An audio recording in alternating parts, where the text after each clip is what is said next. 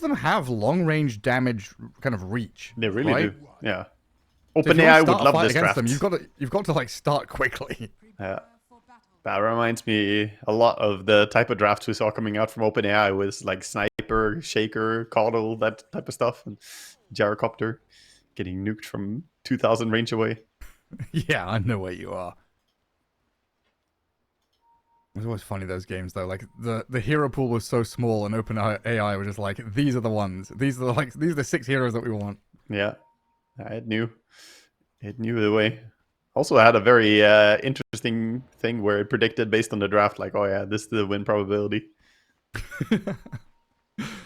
You have a 1% chance of winning. It hit me with that after, or in a game, and then I won against it. So the prediction was wrong. Oh, get him. Yeah. Feels good. That bristleback set is kind of sick, honestly. The glimmering crystal spines he's got. Oh yeah, he's ready for a rave. Look at him go. Who are we sponsored by? Who's the is there a graphics card spot? I don't want to say he's got the LED RGB lights going on for sure. He's done the full customize. How many LEDs do you want in your new PC? All of them. And we're sponsored by the US Air Force. I don't know if they're going to put RGBs on their stealth bombers, P-52 or whatever. Is that what we had on Sand King earlier with this, or Terrorblade with this outlining the lights, looking like a blinged out stealth fighter instead of stealth, going for full attention. Look at me. I'm over here. Well, Whitemon and Saxa down in the bottom jungle, maybe just looking for somebody, but quickly TP up top. Clock and SF up north against this Lion and Dawnbreaker. We'll see what Whitemon actually gets done here, because this can be a lane where Clockwork is just literally throwing his body into them. 4 spells to be cast on him, burn through a lot of regen, maybe dying, but it's to keep Nightfall alive and farming. Yeah, I think Whitemon perhaps could get caught out in this lane, but we'll see. He has a sentry to block the enemy camp here, and he has one more to unblock his small camp. So he could just play towards the pool as well, and he should be quite fine. Nicely done by Seneko, using the illusions to block the large camp, so not needing a sentry on it or anything. And already he's got access to his small camp too. So pretty good start there for Avulus in the bottom lane. Yeah, definitely a comfortable situation to be in, and looks like the Beastmaster going for the Wild Axis spam on this lane, giving a lot of magic stick charges away. Do we all have wands and sticks here? Like Bristol's got we got 4, 7, 8 charges already. 4 of them. Yeah, Bristol just building. Tons of regen to go for. Yeah, Shadow Demon not going for a Shadow Poison build, else we could have had one of the most magic stick generating lanes possible. Just missing a Bat Rider on boss 4 instead. Nightfall Shadow Fiend already needing a salve and the tangos. Took a lot of damage there just from the level 2 from Eki and Zibe up top. Eki has done a good job just poking, and I love the way on Lion that he's playing close to the lane and close to his Dawnbreaker. He's not getting isolated in this random location, getting cogged, and then, you know, SF coming up to him. And he's always within distance that the Dawnbreaker can help him if something happens. Because they kind of want to, like, they want to 2v1 the SF. They don't want to have the 1v1, 1v1. Yeah. Because if they ever break this, like, 2v2, they lose the 1v1s, right? Exactly. Dawnbreaker loses to SF, and Lion kind of loses to Clockwork in rough terrain, let's call it. But using the tangos here, gonna find the Clockwork. Well, a lot of couriers dying already. I think we've had like 2 or 3 drop of Senekos will die down bottom. Yeah, a little bit of mismicro, getting them too close to your opponents. SF actually being the target here. Taking a bit of damage. I'm on there this time. And Lotus spawning up in a couple of seconds. With the Dawnbreaker having very low mana and the Lion just using a stun, Whitemon is gonna get the Lotus up top. Meanwhile, bottom, Lotus secured, but now you have to TP out. Doesn't go home, goes to tier 1. I don't know, it's just a constant poking and prodding, isn't it? Lion, every time you look at him, like you said, clicking into people. This time dropping Clockwork to like half HP. Zibe. Ooh, bottom lane, dangerous for Soneko. Got a little bit too close. Sneko did 3-3. Shadow Demon oversteps there against this Beastmaster and Hoodwink. I think he underestimated the speed of 33. He got boots and windlace delivered on the courier. Oh, yeah. So suddenly this Beastmaster just went from being a slow, predictable hero to just rushing you down, popping the beast mode, and hitting you. Well, that's not usual, right? No, You usually see this like rushed helm or whatever, or stats and regen. Exactly. So this should be an Aghanims type build then, but he's going with full face boots first, recognizing that he wants some armor and valuing speed on this lane. Oh, Lorinov grabs himself the water rune and gets some good damage onto Sneko with one fell swoop. Shadow Demon having to come into this mid lane to help and then retreating very, very swiftly. So far, pretty solid here from Stormer. 25-8. 18-0 his Pangolier counterpart. Yeah, Storm having a good time. Fantastic start, getting his level 5 before the Pango hits level 5 as well, so he's looking good for getting his 6 power spike, and that's important on this mid matchup. When Storm gets ball lightning, he could threaten. Look at that. The static slide is so annoying to lane against. Keep taking that remnant damage. You think you're safe, but you're really not. You go for one last hit and all of a sudden 200 damage hits you in the face. Oh, Whitemon with the double push on the cogs there. Some value mana burn. Lion gonna suck some of that mana back. Beastmaster now top of the last hits. And Sax is making stacks for him back in the jungle. Yeah. 3-3 could pop off this game. He did buy Null Talisman now as well, because he keeps spamming those axes so much. Zibby gets caught, but has some help. Can be completely fine.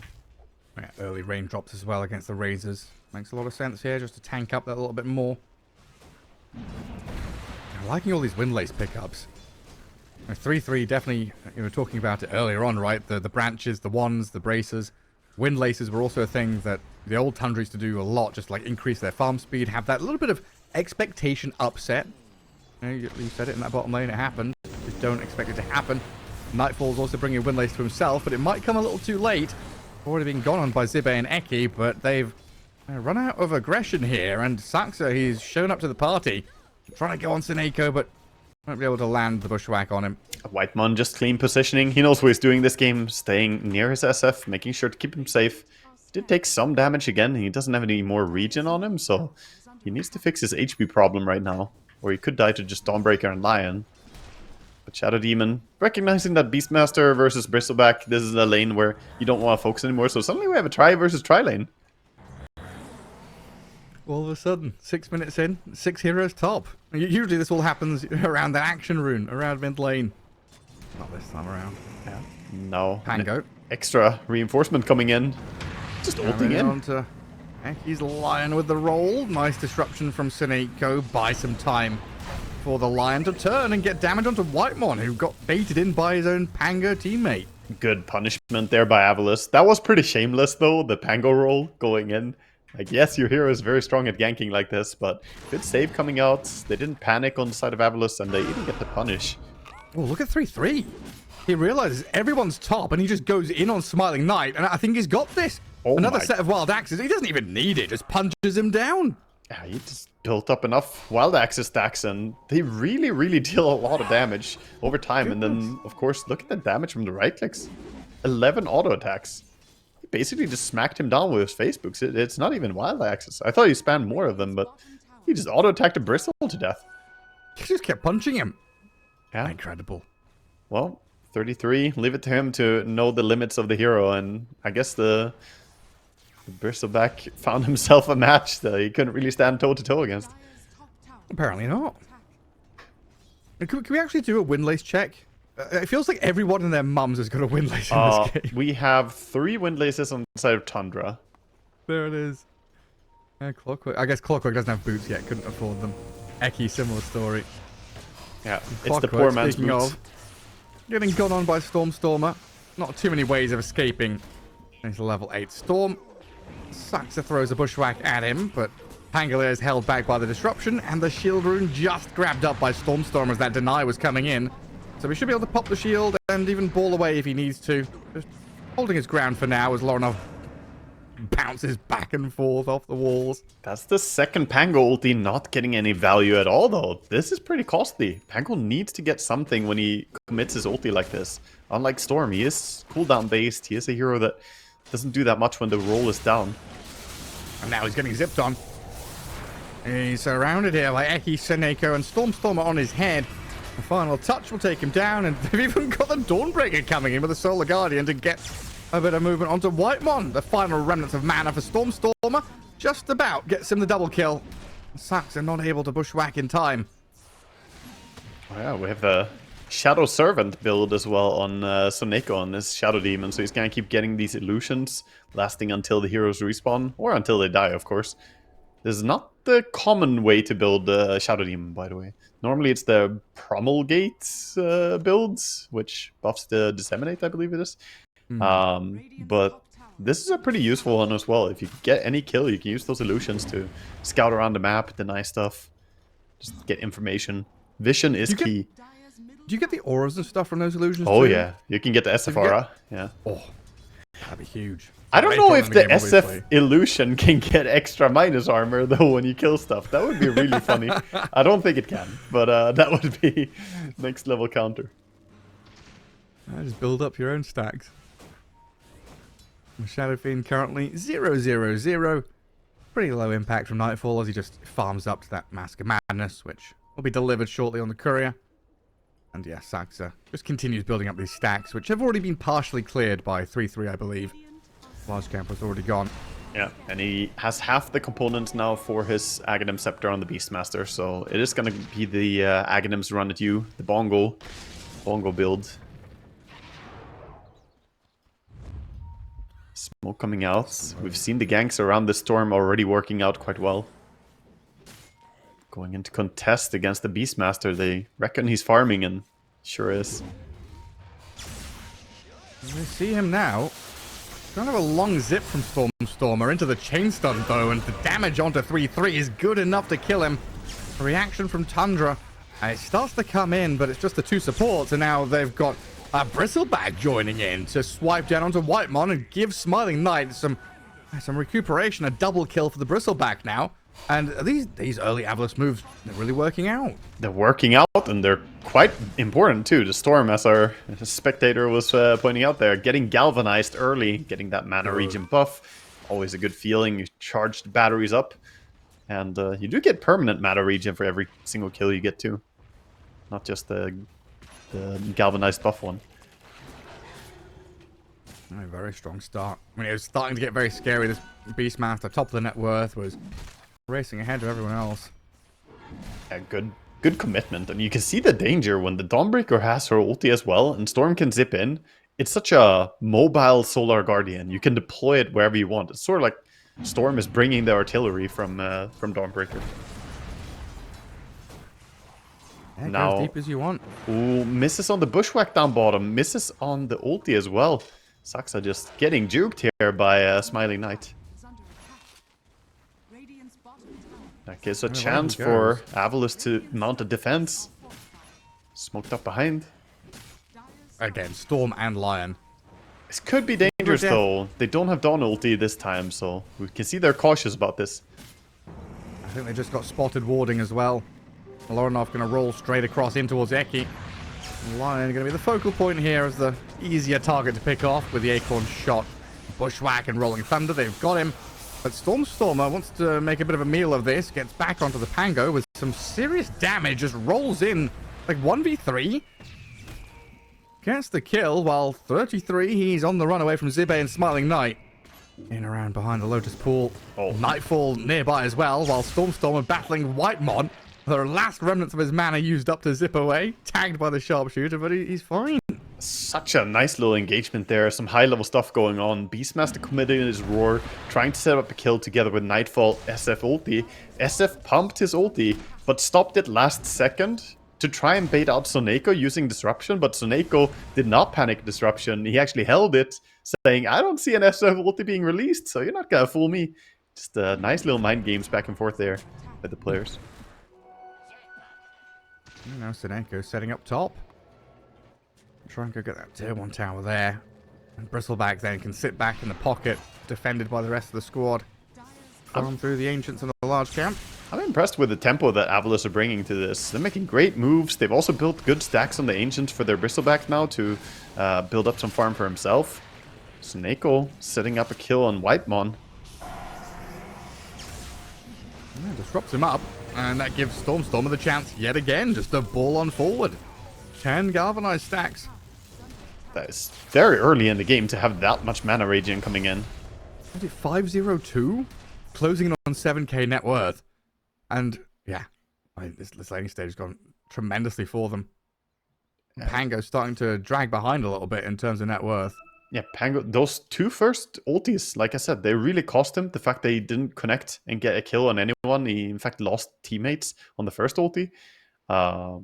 He still has not really found his groove. Only one single kill, 2 deaths for him so far. He does have the Diffu in hand, so he can burn the mana of Bristleback and Storm. Definitely a must-have item here. What do we do? We're counting magic wands now. Whitemon, what are you doing? And Sax has got his in the wrong slot as well. Swap it for the raindrops. Yeah, it's unacceptable. Ring of Protection branch. Get out of here. Put a magic wand in there. Oh, hello. The global artillery, the ion cannon. It comes in onto Nightfall. Yeah. How did the Stormstormer just saw him like, across the hallway? Like, oh, hello. Yeah, it's free kill. It's daytime. Daytime, you just walk up, check somewhere, and you randomly just see him far enough. Finds a regen rune as well. Storm just getting all the tempo in the world. 15.2 passive mana regen now when he's next to mana boots. That's wild. Smiling Knight very low after clearing out some Ancients. But yeah, we saw the Presence of the Dark Lord looks like it works. The buff indicator is there and stuff. Oh, does it? Oh, I see. It showed on the neutral creeps that they were affected by it. Oh yeah. The minus armor should work. It's just if it gets the +1 counter or not. Ah, right. That's what I want to see. So they need to get a kill on SF and then kill something else. I want to see if the illusion scales. It shouldn't, because I don't think the SF illusions do. But bottom, this could be a good takeoff. Into the Roar. 3-3 is going to make sure. Is it weird to say that Tundra needed this? Like Tundra, we expect them to go in and be the top dogs here in the matchup, but they needed that kill quite badly. Yeah, the Rhythm has been really upset by this Lion Storm just roaming around and ganking. It's not just been Avulus putting their good foot forward. They've also been reacting nicely to whatever Sax has been doing. If Sax has been a bit off the mark with landing his spells, Whitemon's not really had a good chance to go and hookshot people in because Tundra are the ones being gone on. Whitemon, yet again, the target of choice. As Nightfall considered using the Requiem. Bushwhack onto Snako and a Rolling Thunder coming in. Dodged by the disruption. Very well done. Second connection is there with a stun, but Storm is in onto Nightfall again. Requiem required, trying to dodge it and kill him. Got the takedown on Nightfall with the Lion and the Storm, and back in again onto the Hoodwink and Pango. They're in trouble, Tundra, being ripped apart. This is a 5v4 where Avulus are bringing everybody into the battle, while 3-3, he's miles away. Yeah, the strongest hero on the side of Tundra was nowhere close for that fight. And even if he could join, he didn't have ulti. So what was he gonna do? And yes, you picked off the Dawnbreaker down bottom, but she respawns and you see she can just come back into the fight. Not even needing the ulti. TPs back in, rushes to the fight. And now 5k lead, 12-5. Looking pretty good. Beastmaster is going to go roar up the Bristleback, and the Dawnbreaker ulti's not going to save him this time. Nope. And Zipper, in fact, has put himself in harm's way here and jumps right into the meat grinder where 3-3 grabs a double kill. Well, he doesn't join the fight up in the top jungle. The enemy comes to him down bottom. Okay, 33 has a wild game going on, though. This is just crazy tempo. Storm has been getting kills non-stop. He's 6-0-5. He's still 1,500 gold behind this Beastmaster. He is absolutely overfarmed, and he's going straight for the Roche now, I believe, as you can take it with the Aghanim Scepter. It's probably what he wants to get at least, but perhaps they're going to shove out top first. Interesting to see if he's going to add the Shard early on Beastmaster, or if there's something else he wants first. Already has Blink Aghanim, 1,700 gold. It feels like he got this Blink like 1 minute ago, and he already has enough gold to buy his next thing. Yeah, I mean, he has the same thing with his Ags. He bought Ags, then a minute later he had like enough gold for Blink. Yeah, the Oh, Aghanim no. Scepter Oh, hello. is a great Kobold item. cam. Oh, there we go. Where are we going? Where Sees the where we're storm dropping? Whose kobold is this? Uh, where are we? he has his own faction, Gareth. He doesn't No. abide by those rules. He's a Saxa kobold. I can see it. You can see it. He's a little brown dot on the minimap. I like how he's kind of just scheming there, standing on the high ground like, yes. He should have an idle animation, you know? He's a prospector. He should, like... Pan. Yeah, pan or, like, kind of test the dirt, you know? Check stuff out. Lick the dirt for any metallic taste. Bring out a little pickaxe or something. Cadmium. Delicious. That indicates gold nearby. 33 gets himself that Aegis and quickly gonna go through the gate down to bottom now. Well, this is where Tundra can really start to pick up the pace. Awkward. And that lead, that burst of aggression from Avulus is starting to slow down. Yeah. Very awkward spot for Avulus now as they were dominating, have been dominating the game a lot. And now the Aegis in hand on the strongest hero on the field, the Beastmaster. And they recognize he's a serious threat. And having to kill him twice is a tall order. Well, Stormer nearly at BKB. Ecky's got himself a 4-staff and a couple of those Finger of Death stacks up. They're on Bristleback top. Oh, they are. But the protection, it's a Dawnbreaker. bait. Ooh, coming in with the heals. So Nako trying to save him up as well with Zippy here to bring the Aegis down. And Stormer, he's TP'd up here. They could look to turn this fight and battle back into 3-3, who's just been left completely stranded. Yeah, I mean, he went for it. He only had that little Saxa nearby, that little squirrel. You know, they're skittish creatures. They run away the moment there's any resistance here. But it feels like Tundra, like 3-3 is meant to be like the orchestra, right? And everyone else is just reading off different sheet music. You know, he's playing some, I don't know, Bach or Mozart or something, and they're playing the Simpsons theme tune. Yeah, they're over there listening to some Skrillex or something. He's not on the same page as them. It feels awkward that they didn't group up with the Aegis and look for a way to take control of the game.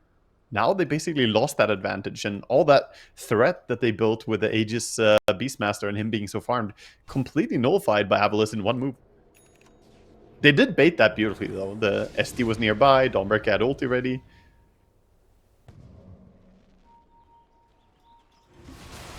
All those times where Beastmaster killed the Bristleback solo, it was all setting up for this, Gareth. It was the 5-head plan. Pinata plan. I can't believe Storm's got 18 stacks. It's insane. It's so much more than you should have on a Storm at this point. He's enjoying way too much mana. He never needs to go to Fountain. Oh, he is the Fountain. He's gonna... Like, he doesn't even have any region item aside from having the Kaya, which buffs up his region. And he's sitting at 18 mana region. Man, all of those Spanish conquistadors and adventurers looking for the Fountain of the Youth in South America.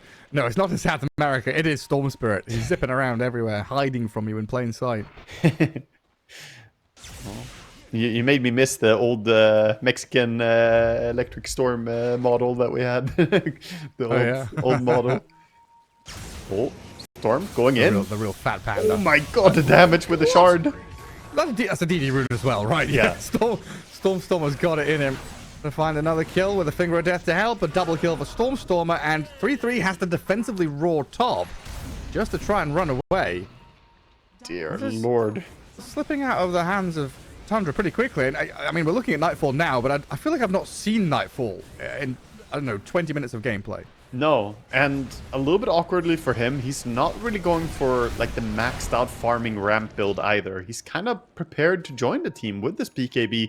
He hasn't been super self-centered. Oh, he got spotted by the illusions.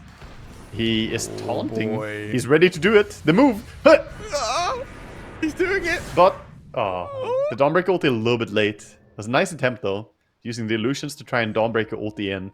If he had Aghanims on Dawn, he could have quick cancelled it. Wait, he has Aghanims. Did he not? Oh, I guess maybe you don't have time to quick cancel it that fast. I don't know. I don't know. Maybe he didn't have time there. Because you can choose when you end it when you have Aghanim Scepter, but maybe there's still like a minimum duration before you can cancel it. I've never tried to make the shortest possible duration on my Dawnbreaker ulti, I have to admit. All I want is the stun. Yeah, I it's want nothing but the stun. Just a quick stun, please. Well, Saxa's going to get stunned up by an electric vortex. dead to Smiling Knight, who is now getting pretty stacked on his bristleback.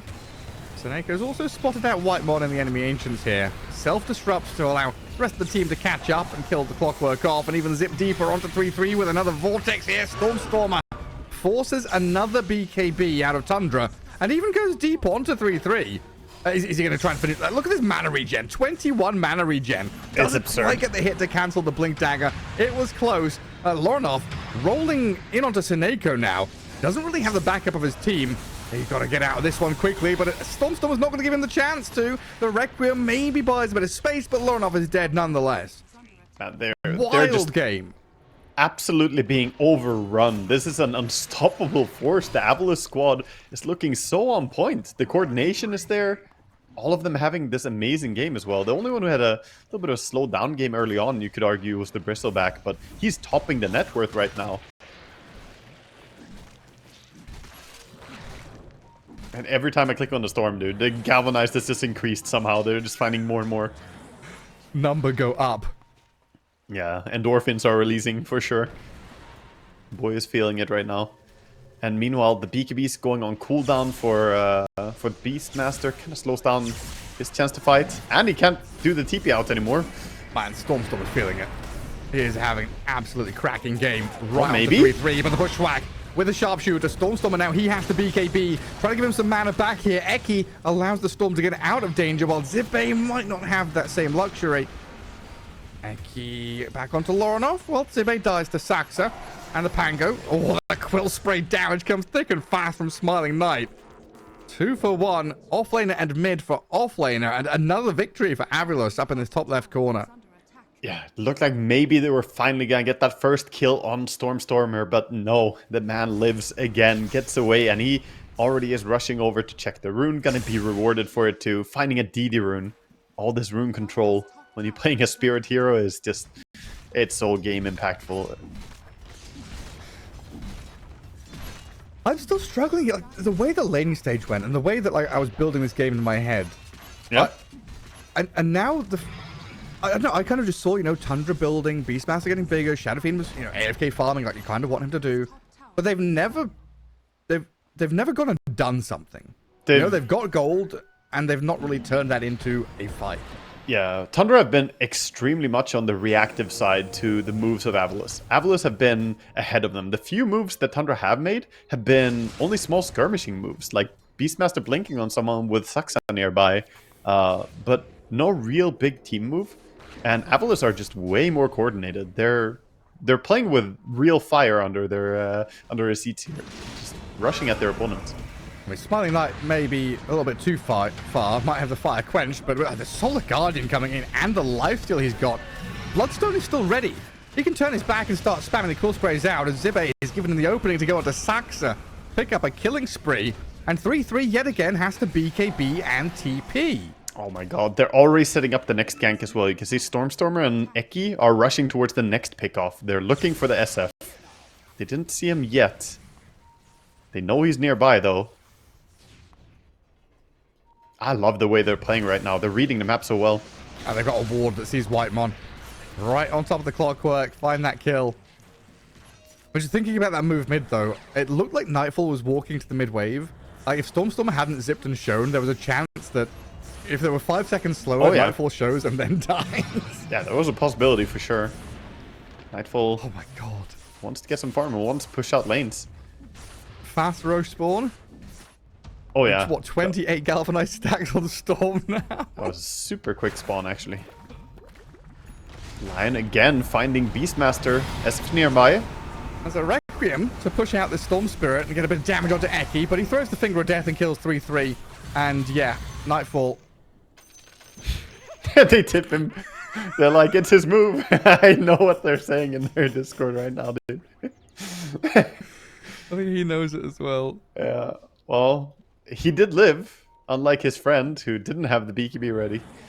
Unfortunately, 33, he got silenced up there. If he had his BKB, he could roared after the SF ulti, but the Orchid, I question it. I didn't, question it loudly on stream, but I questioned it a bit on Dawnbreaker, but he's making it work. I mean, look, he's just killing Saxa. And Stormstorm's found Lorinov. He's trying to kill him through the roll as well. It just keeps clicking him. Quick refill here from the Pugna. Or, sorry, that's a lion. Same hero. I don't know, man. I don't want to put words in their mouths, but it feels like if I was in Tundra's comms, I would be asking, why are we here and how are they here? Yeah. Like, everywhere they go, they feel out of position, and it also feels like Avulus are in perfect position. I think Avulus did a great job playing around their strongest heroes, where Tundra, they missed their timing. They had a moment where Beastmaster looked untouchable, like the strongest hero with Aegis, and they didn't really group and coordinate something. And Avulus have just been looking for gank after gank. It's very straightforward. It's a super gank heavy draft. And honestly, their team fight is not even that strong in a big 5v5. But because of all these pickoffs, they just keep going. Oh my god. He's in front of his base and he's It's the meme. Oh no. This BKB is down to 6 seconds now. How many of these BKBs were used just to TP out? All of them? Yeah, I think so. It's rough, man. It's rough. It's not the wrong move. I can't really fault him for it. It's just funny it's happening. it just happens to be him. I mean, yeah, it's 30 minutes in. Roshan's banner, Bristleback on the high ground, Aegis for Smiling Knight. They are not defending this. I can tell you already. And honestly, it looks like Avulus might even just leave Bristleback solo pushing here. By the looks of them, they're considering 2 lanes. Yeah, they're definitely drawing. They could take 3. They already opened all the towers, so this is a GG push coming in. Sooner or later, you have to go back and defend. So Tundra, what are your timings? I don't see any big key item completing. They're close to a few items, but no item is going to complete for this push. SF wants the Silver Edge. Well, he's 700 gold off. No time for that. It looks like Tundra can't even kill that tier 2 top. They've given up on that and they're coming back. They did kill Zive's courier, which I think had BKB on it, so at least that's something. Minor victories for Tundra. But they've lost the entirety of bot lane. Smiling Knight, I don't think he gives a fuck, honestly, at this point. He's just going to be this is his home now. Oh, they're rolling in on him. Yeah. You rolled on a Bristleback. Stormstormer, meanwhile, has zipped into the back. Finger of Death to kill off Whitemon, who he's got buyback on the clock. I just don't know what it accomplishes if you use it.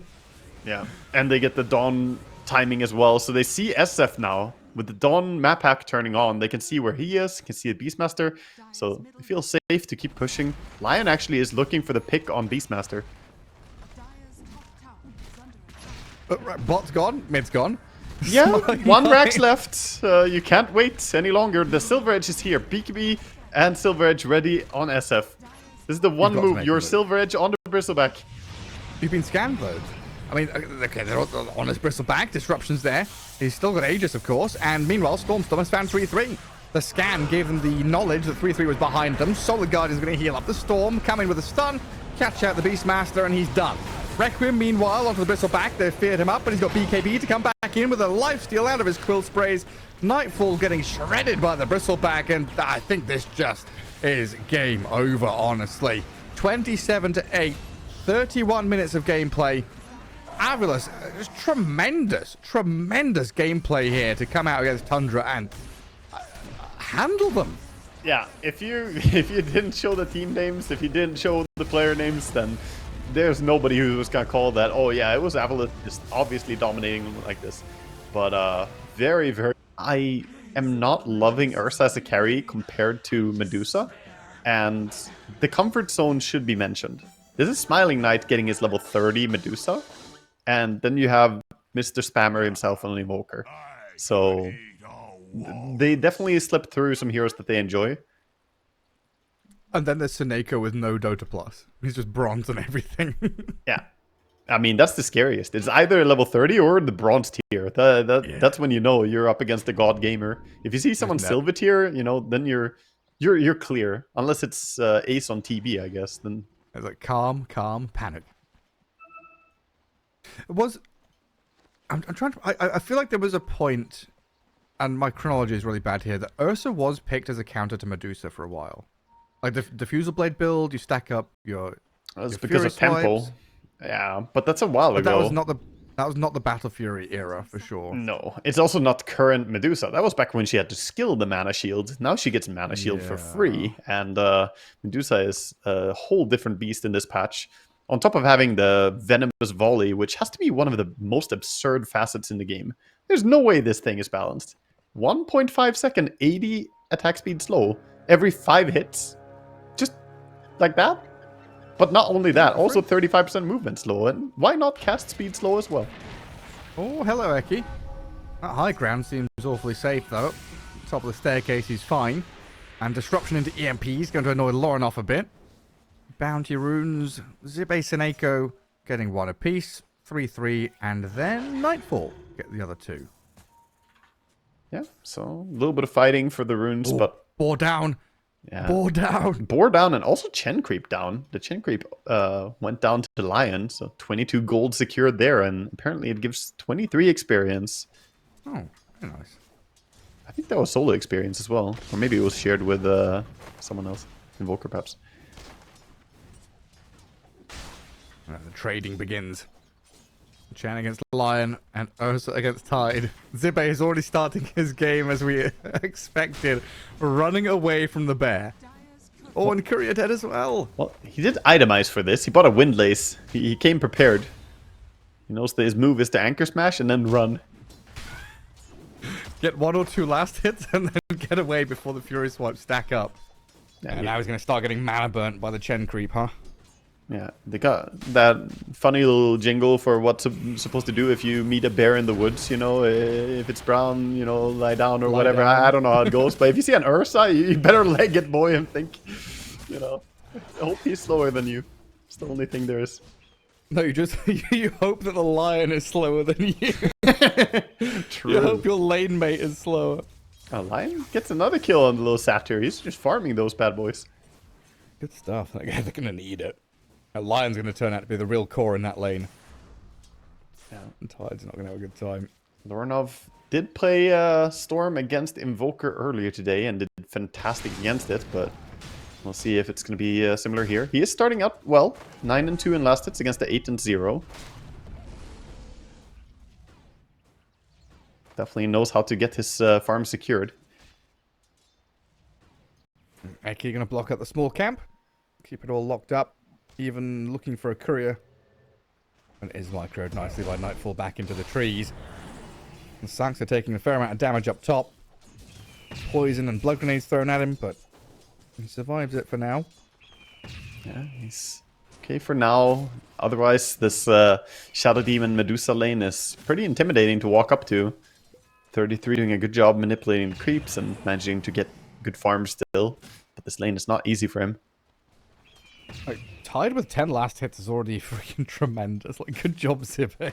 Yeah, I think he has boots coming out. He does. So Ooh. securing some speed for himself. Of course, Ursa has boots already as well. Lane 1?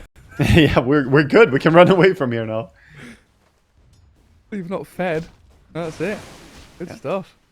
And Lion connecting a little pull through here, taking the creeps for a journey. He knows the lane is not going to be nice if they just play it fairly. Zibe trying to body block the creeps. The nerve. Nightfall gets mad at him. Slaps him a few times. Big damage. And I'll meet the creeps just in front of that dire tower. Oh, top lane. The glyph dive. Keeping the creeps alive. And they sent the satyr up here as well to burn the mana of Smiling Knight to make sure that First Blood is drawn by 3-3. And Saxo and 3-3, they're not done. They're on to Seneko looking for that second kill. A double for the Beastmaster. Huge. That's so big for them. And the mana burn, I think, made a big difference there. SD was holding his disruption. So Seneko didn't want to make the early disruption. I think because of the mana burn, he miscalculated a little bit.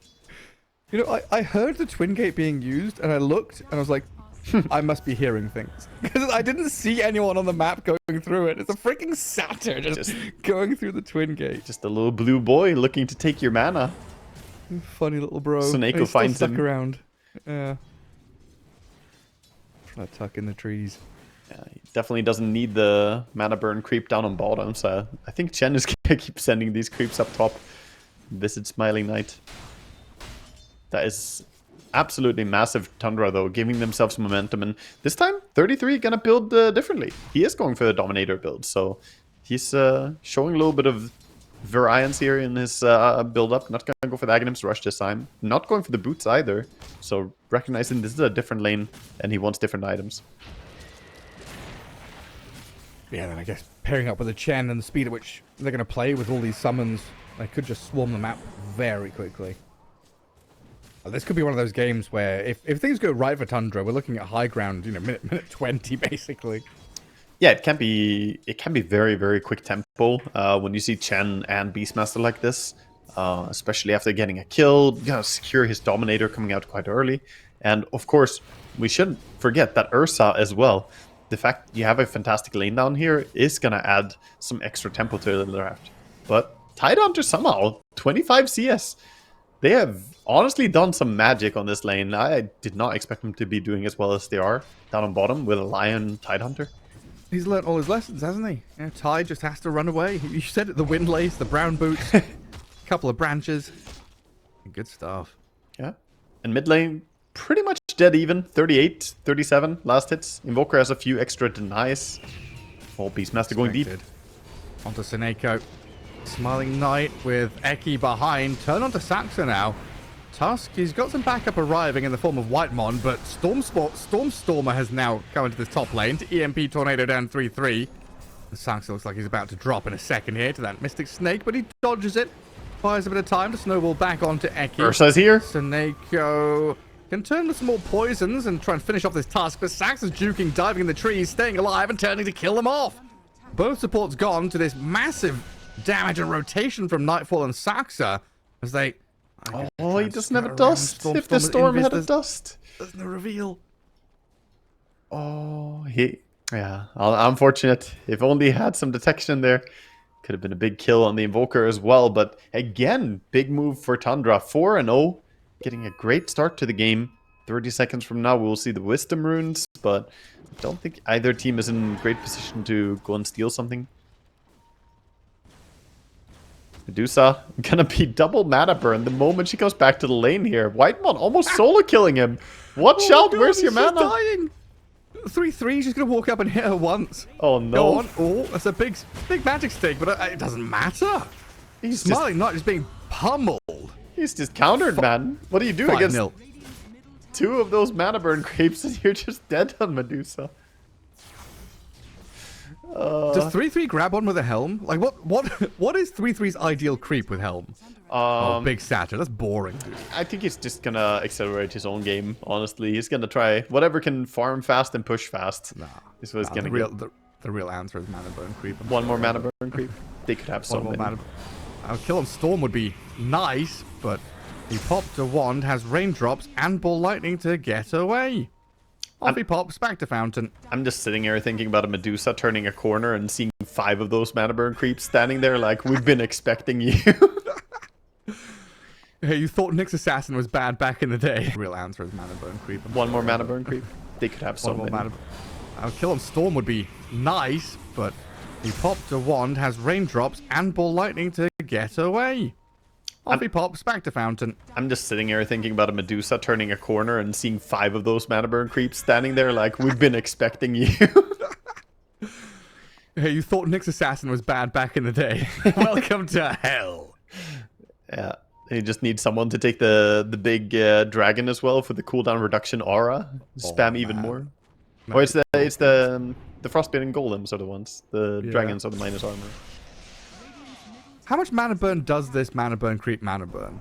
How much wood would a woodchuck chuck if a woodchuck could chuck wood? Yeah, so it's calculated based on your int. And right now it's 20 plus 2 times your int. And then it scales up depending on time in the game, right? Like the neutrals level up with time.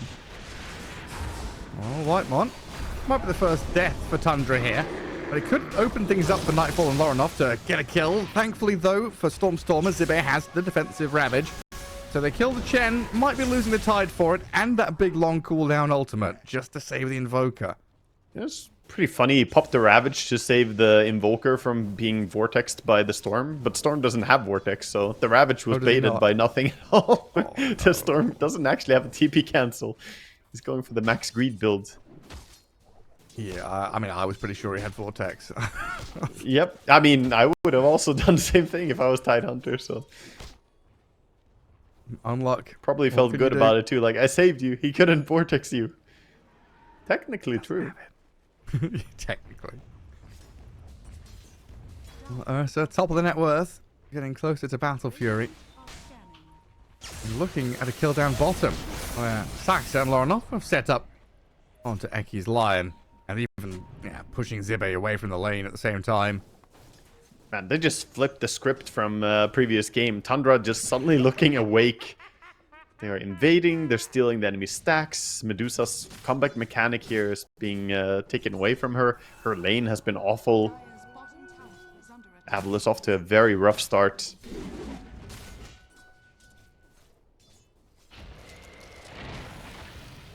And Ursa is closing in on a Battle Fury. This is an absurd timing. He's 500 gold away at 10 minutes flat with face boots already completed. I don't know, I'm looking at this and thinking it doesn't feel like Avulus have a way to punch back until minute 20, 25. You know, Invoker and Medusa need time. Tidehunter is going to be a walking aura bot with Ravage. Does Shadow Demon offer you aggressive potential here? Not really. Who does Lion play with? They're starting to see, like, if Avulus didn't get off to a good start, which they haven't, what's the game plan? I mean, that's the issue of the Tide, my friend. That is the problem. This hero, you play around Ravage, and that's it. So they can go and make big moves, try and take big team fights. And technically, they might be able to take some big fights. They have the Stone Gaze, they have the Ravage, try and open up towers and play around that. But they're just falling behind in items too hard. There's going to be Helm of the Overlord completing in just a second on the Beastmaster. And Battle Fury is done at 11 minutes flat for Ursa. It's flying out right now. They're just being out-tempoed. We've gone from game one, Tundra's like, a car with no driver, and now Avulus are a car with no wheels. Yeah, this is, I mean, we have two supports both looking at Tidehunter, farming, trying to get their level 6. They want to Finger of Death for a potential to burst Storm. Just a chance of it. Yeah, but it's not easy against the Radiant team. You soon have level 6 on the Chen as well. Once he gets that, the Hand of God can offset any gank potential. 3-3, calm down. 100 last hits. On the Kobold Soldier left on 12 health. Lonely guarding the camp. The breeding grounds of his family protected He by watched one male. them die. But he's regenerating. 0.5 HP at a time. He will get back to full health and then he's going to disarm someone. You know the best part is he remembers how many hits he's done, so he's gonna steal weapon based on how many hits he got in on the previous attacker. Maybe he's ready and prepped. Yeah, that is a penta stack or something, quad stack I think on Ancients for the Beastmaster. The dragon just killing its friends. Money, money, money. 8k net worth. The thing is, last game they had this huge Beastmaster and didn't play around him. This time they're gonna play around him and they have a huge Ursa as well. So they have contingency plan and they have a motive for their ideal Beastmaster moves. And they have a Chen who just like amplifies everything they're doing. They're swooping into mid, smoked up. Tusk Smiling smoke breaks Knight. here on Smiling Knight. Immediate roll in with the roar over the top and the mana just disappears. The smile slowly fades into a frown. Only sadness now. I think it's gone past frown. I think he's scowling at this point. He's absolutely grimacing. That's what I would do if I get roared like this after having mana burn after mana burn thrown at me. But then again, kind of deserves it. He's playing Medusa. Picking Medusa. Yeah. Well, I'm also going to try and make a play. The trouble is there's a brick wall of Chen creeps there, and the shards are so good inside the fireball from the dragon. Stormstormer's dead. Seneca's been found. Minute 14. I haven't seen many fast GGs, Wagga, in recent times. We used to have games where, you know, 7-8 minutes in, some teams would call it. They're done. What is going through the comms of Avulus right now? You know, are they thinking about Game 3? I mean, do they think they still have a chance? Because am I being too doom and gloom? I was thinking about Game 3 the moment the big tie, dude. I've been on this page for a while now, but yeah, that was absurd. Again, beautiful shards there. The creeps basically killed Avulus heroes. They didn't need to go in with anyone. I think the Chen army plus the Beastmaster Dominator was enough to just kill them off. Goodness. Look at the acorn shot, the cleave, or the splash damage from the dragon. Yeah, the attacks are listed, by the way, but that's not Beastmaster's actual auto attacks. This is his dragon hitting. It's all his summons. Yeah. Well, here comes maybe they can get him here. Well, so you got 2,000 HP, 9-1 charges. That's going to get burnt through quickly. And this is a massive kill to get. That is absolutely huge. They get her on the best target as well. Medusa getting that gold, fantastic. She gets something. But she is on food stamps, man. She's at 5.8k net worth at minute 15. And you kill the Beastmaster, and then you're like, nice. What can we go and do? Let's push out top lane. Let's farm jungle. And Ursa is like, I've got Aegis. I exist, by the way. I'm Nightfall. Yeah, but they also did kill the dragon. 250 gold right there. That's money in the bank. You gotta look at the small positives for them now. They can't really contest everything. Roshan, you gotta make some concessions, you know.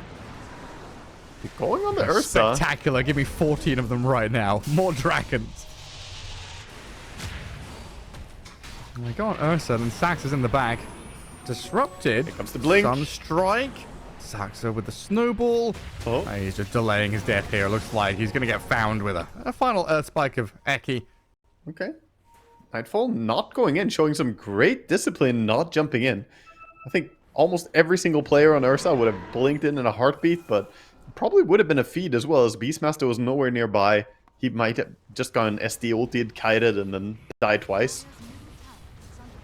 So, good show of discipline, even though they're this far ahead. The family reunions here. 3-3's Ancient Granite Golem just waddles up to the tower, and there's a Mud Golem, a Satyr, and some little Warpine Raiders. Papa! Is that you? Left for the ancient camp long ago. Migrating to better lands. The grass is green. The grass is greener on the Radiant side. I think 3-3 and his creeps and Whitemon and his army, they've had enough good green grass. They want to go and take over someone else's land. Oh yeah, they're big grass-fed boys for sure. Coming over to this land of poverty. Dire. Just, I don't know, man. There's not much growing here.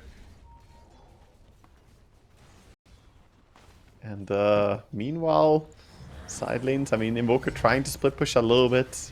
He's building a 4-staff for himself.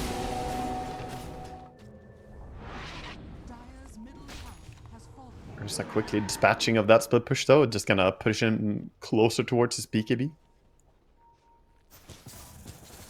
A lot of catching up to do here for Smiling Knight. Oh yeah, he's... Amanda just got done. He's a solid 7 minutes behind his timing, basically. Or at least 6 minutes behind his timing. You want like 11 minutes map style. Well, they've got to catch on 3-3 again. Ravage for the Beastmaster. And 3-3 dying to the finger of death. It looks like it. He's gone, but the turnaround is here from Lorenoff and Nightfall. Invoker and Lion brought down, and Seneko is going to be the third one to be found by Tundra with a triple kill from Lorenoff, who has had a pretty quiet game. We know we've been looking at Beastmaster and Chen and Tusk. Nightfall has popped up from time to time. Lorenoff has also been very quietly just building himself up. Yeah, he's got a lot of galvanized stacks. He's not died a single time. So again, similar to what we saw previous game from Stormstormer, Lorenoff is getting that mana regen going, even having the little royal jelly for extra regen. And I think he's enjoying the map control they have. The runes, all these power runes going to Way of Storm again. Fantastic spot to be in. And Ursa farming oppressively, taking away the enemy ancient. So Medusa really doesn't have any rights to farm anywhere. She has no agriculture papers. Your piece of the pie? My piece of the pie. Suspicious. Medusa illusions appearing from the southeast, my lord. Could it be a Medusa nearby? Our farms are under attack. Yeah. They don't really care about her, though. We see them playing with more tempo. Hunt is on. Saksa is looking for something. He's going to walk into the Invoker. Ooh, immediate dust. And the Walrus Punch. A quick TP up top from Storm Spirit to try and zip over here. And Storm has shown himself. Lorenoff will get the counter on Eki, though it looks like going for the easy target, while Stormer goes TPing back home. I mean, not bad from Avulus. They got a 1-for-1. They kind of hold Tundra back a bit, force a Hand of God. The panic drawing coming out from Eki, like, push all the lanes, please.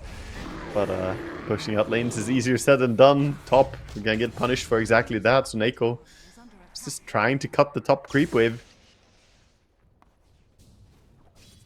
And this Ursa, he is got the BKB, got the Blink Dagger. Aegis is timing out soon, 15 seconds. But this is completely Tundra's grasp on the game. Medusa has made a nice little home for herself down here, but maybe that has come to an end. Sees the TP coming in from Whitemon, and she says she's done.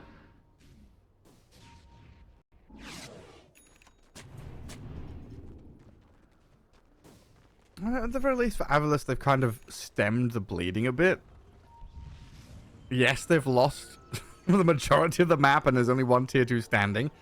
It looks like they might be about to lose a Tormentor down on his right-hand side. But Tundra have kind of... What, did Nightfall just BKB? Yeah.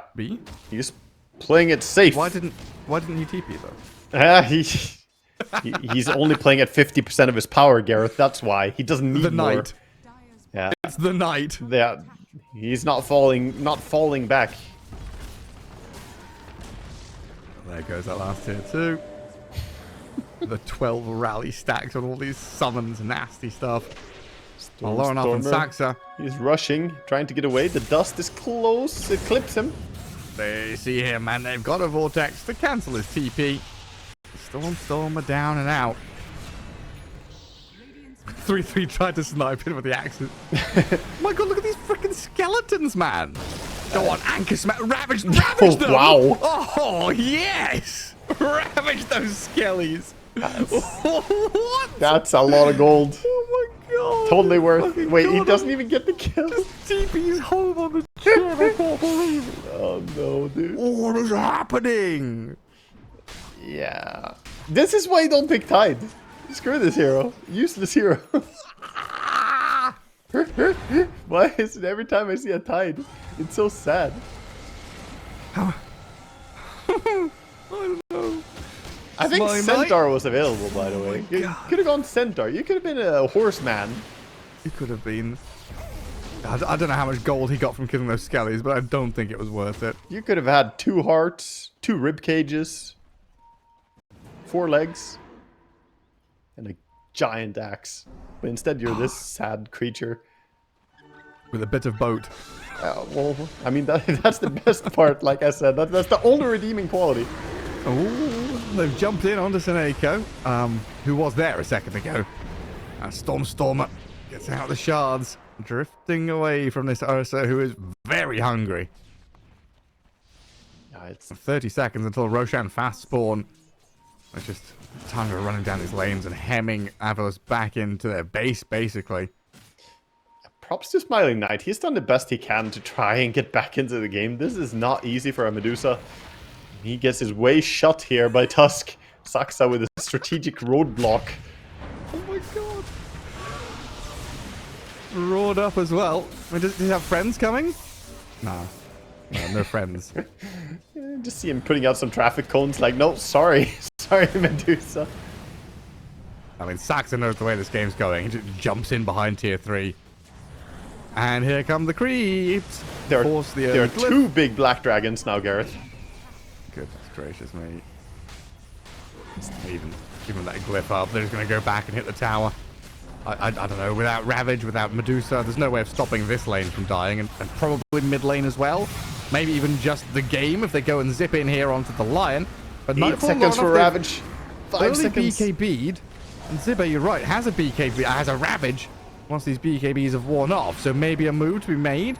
If they can force staff him in or just get him into position, Zibba can move in with a Sunstrike and a Ravage. They've got the connection here, but the damage isn't coming.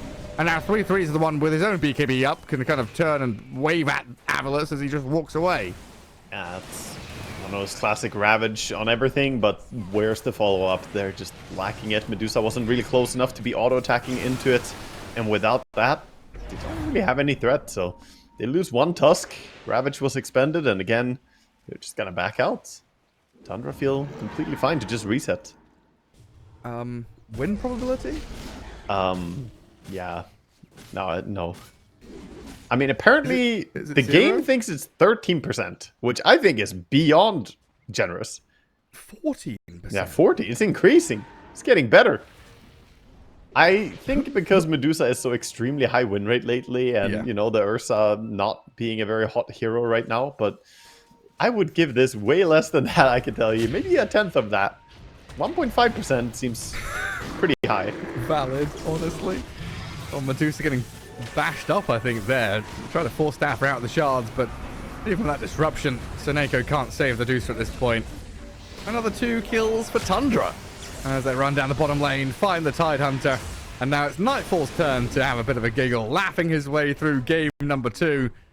And very likely the way this is going, just tying up the series and heading us to a game 3. Yeah.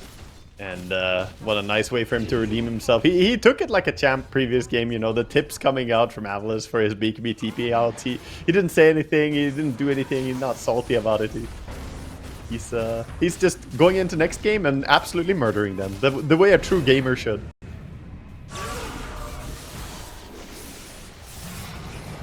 Okay. Stormer. Ooh, good tornado.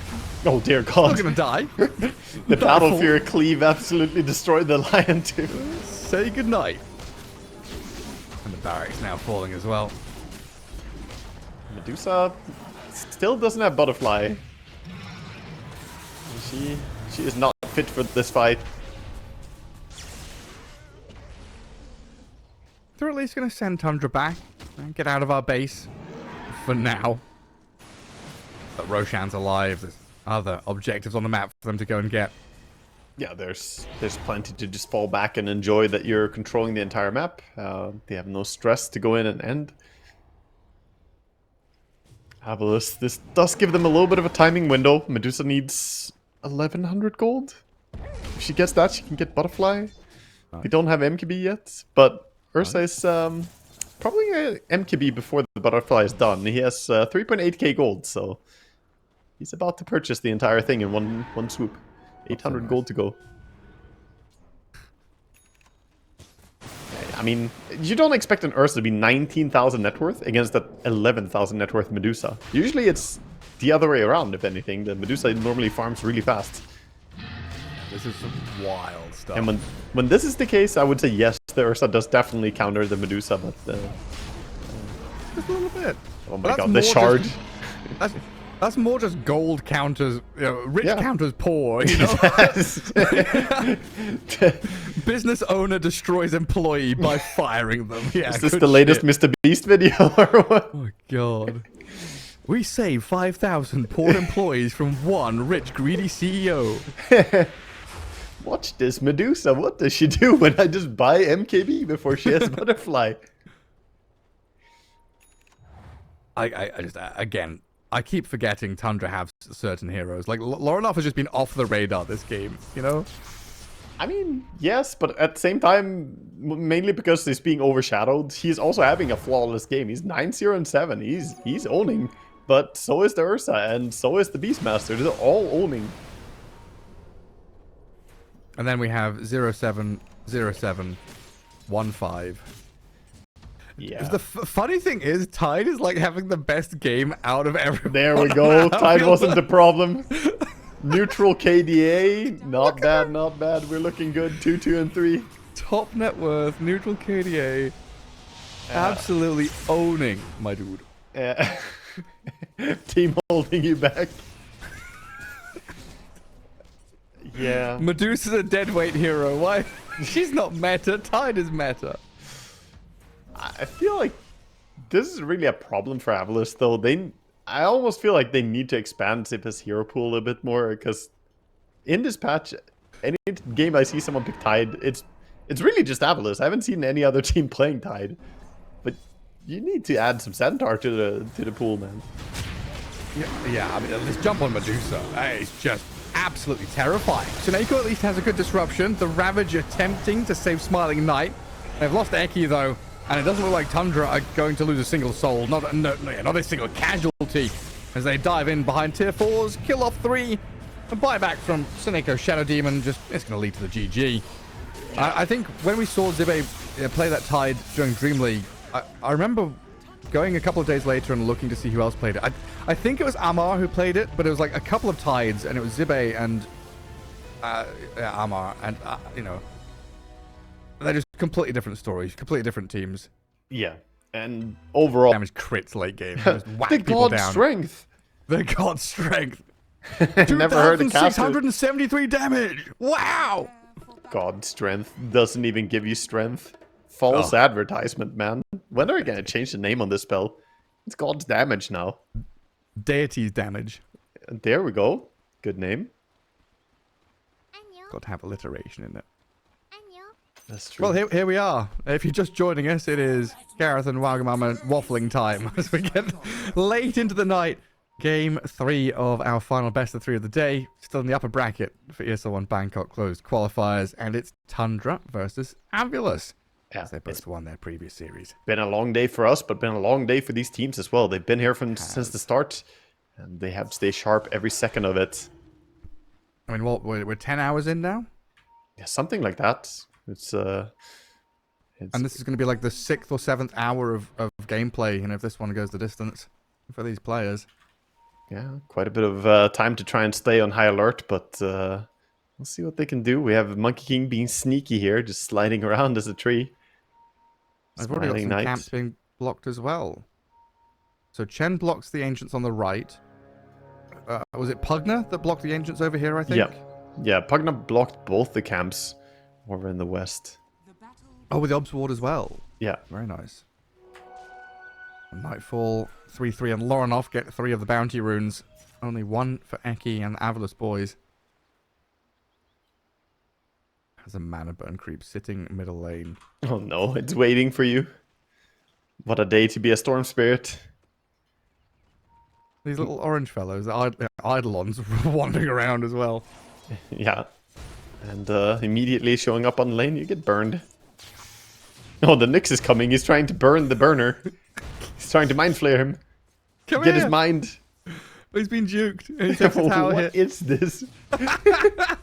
This is so silly. Oh, high level Dota is so fun, man.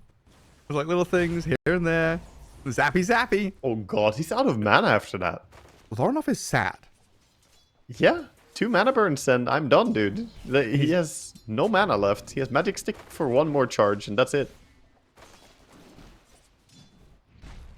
I mean, how much gold has he got? It's like 400, 500? Yeah, he's a bit away from that bottle still. Yeah, I mean, Seneko just killed Sax's courier. Oh, top lane. They're running down Zibba. Taking damage. 1 more hit from Nightfall. Oh, it's Lightmon to get the takedown. While Enki here with 4 stacks of sticky napalm does get the trade out. But first blood for Tundra in that top lane's got to feel good.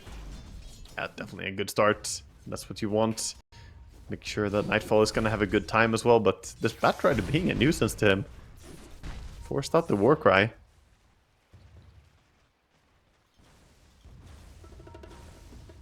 Shaker already having bottle in hand before the Storm even affords to purchase his. 10-3. And of course the lane we haven't talked much about so far, but 33 on his Beastmaster. He's been owning today, he's been looking really good. As he kind of always does. I think 33 is probably... He's probably one of the peak, like, stable performance, like, pro players that I can think of. He's just always looking amazing. He had the 1 game today where he was like owning super hard, so hard that he then played bad because he wasn't waiting for his team to join him. That's the weakest he's looked. He was winning too hard. It wasn't his fault. Yeah. The team, where are you? He wasn't synchronized. He's left out in the cold. Nightfall now getting run out by Eki. Sticky napalm, very annoying. These Eidolons starting to deny out a fair number of creeps as well. White Monarch's going to drop the Nether Ward, which is going to get quickly taken down. At least they have the magic 6, so they're getting some charges from this. Eki is doing his best to try and stand behind tree line when he uses this napalm, but very hard to do so when all these quelling blades have cut down so many of the trees. This is just so dishonorable.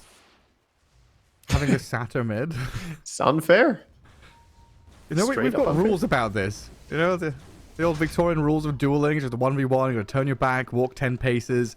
And so a Satyr comes out from behind the tree and shoots you. Like, what? As you walk, you see something in the tree line. Movement in the bush. Rustling. Yeah, rustling in the bushes, exactly. And then you see the horns of that little fella come out. Oh, God. That's the worst. You know, immediately after they added that facet, like the Chen facets into the game, the first game I queued up, I think, I played against Snith and he played Chen and sent one of these on me. Really? Hey, he wasn't even on my lane. I was mid lane. I get Chen. Absolutely disgusting. How are the odds, man? There are so few Chen players out there, and still, It had to be. it just has to happen. Storm catching up a little bit. Not looking completely disastrous, even though he's had all his mana burnt. That mana creep is now gone. He's Sineko started grabbing boars. He's doing the best he can, but he's honestly just fighting with his auto attacks. He's not really using a lot of resources on mid lane in terms of mana. He continuously just auto attacking. Feels like 3-3 is doing better than I expected in this bot lane against the Monkey King. Yeah, Beastmaster is tricky to deal with due to the boar. The boar and the Call of the Wild, it's not that easy for a Monkey to just run him down. And maybe there will be a power spike where Monkey can look to get kills. He has Orb of Venom coming out, so the moment he gets that in hand, he has Boots and Orb of Venom. Maybe then he can run him down. But before then, it's been a little bit tricky. A lot of it also comes down to just 33 having great laning mechanics, though. He completely understands how to play away from the danger.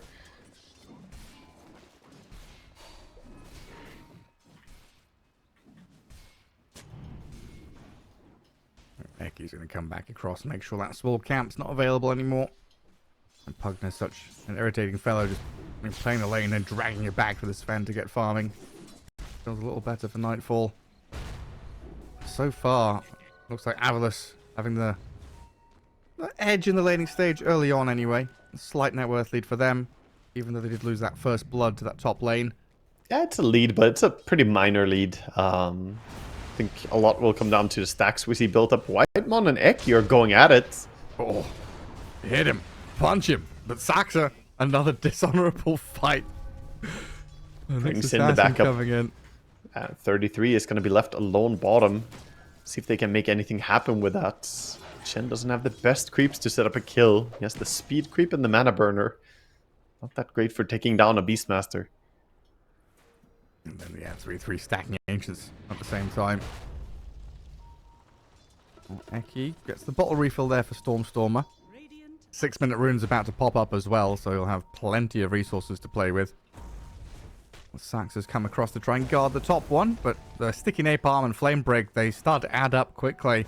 Well, that's a lot of damage so quickly. Well, that Fisher, yeah, lines it up for the kill, while back up to top lane, Zibe, having been left alone up here, gets chased out by Whitemon and Nightfall, but Bracer, Wand, Fluffy Hat, 6 charges on the Wand, very tanky Enigma.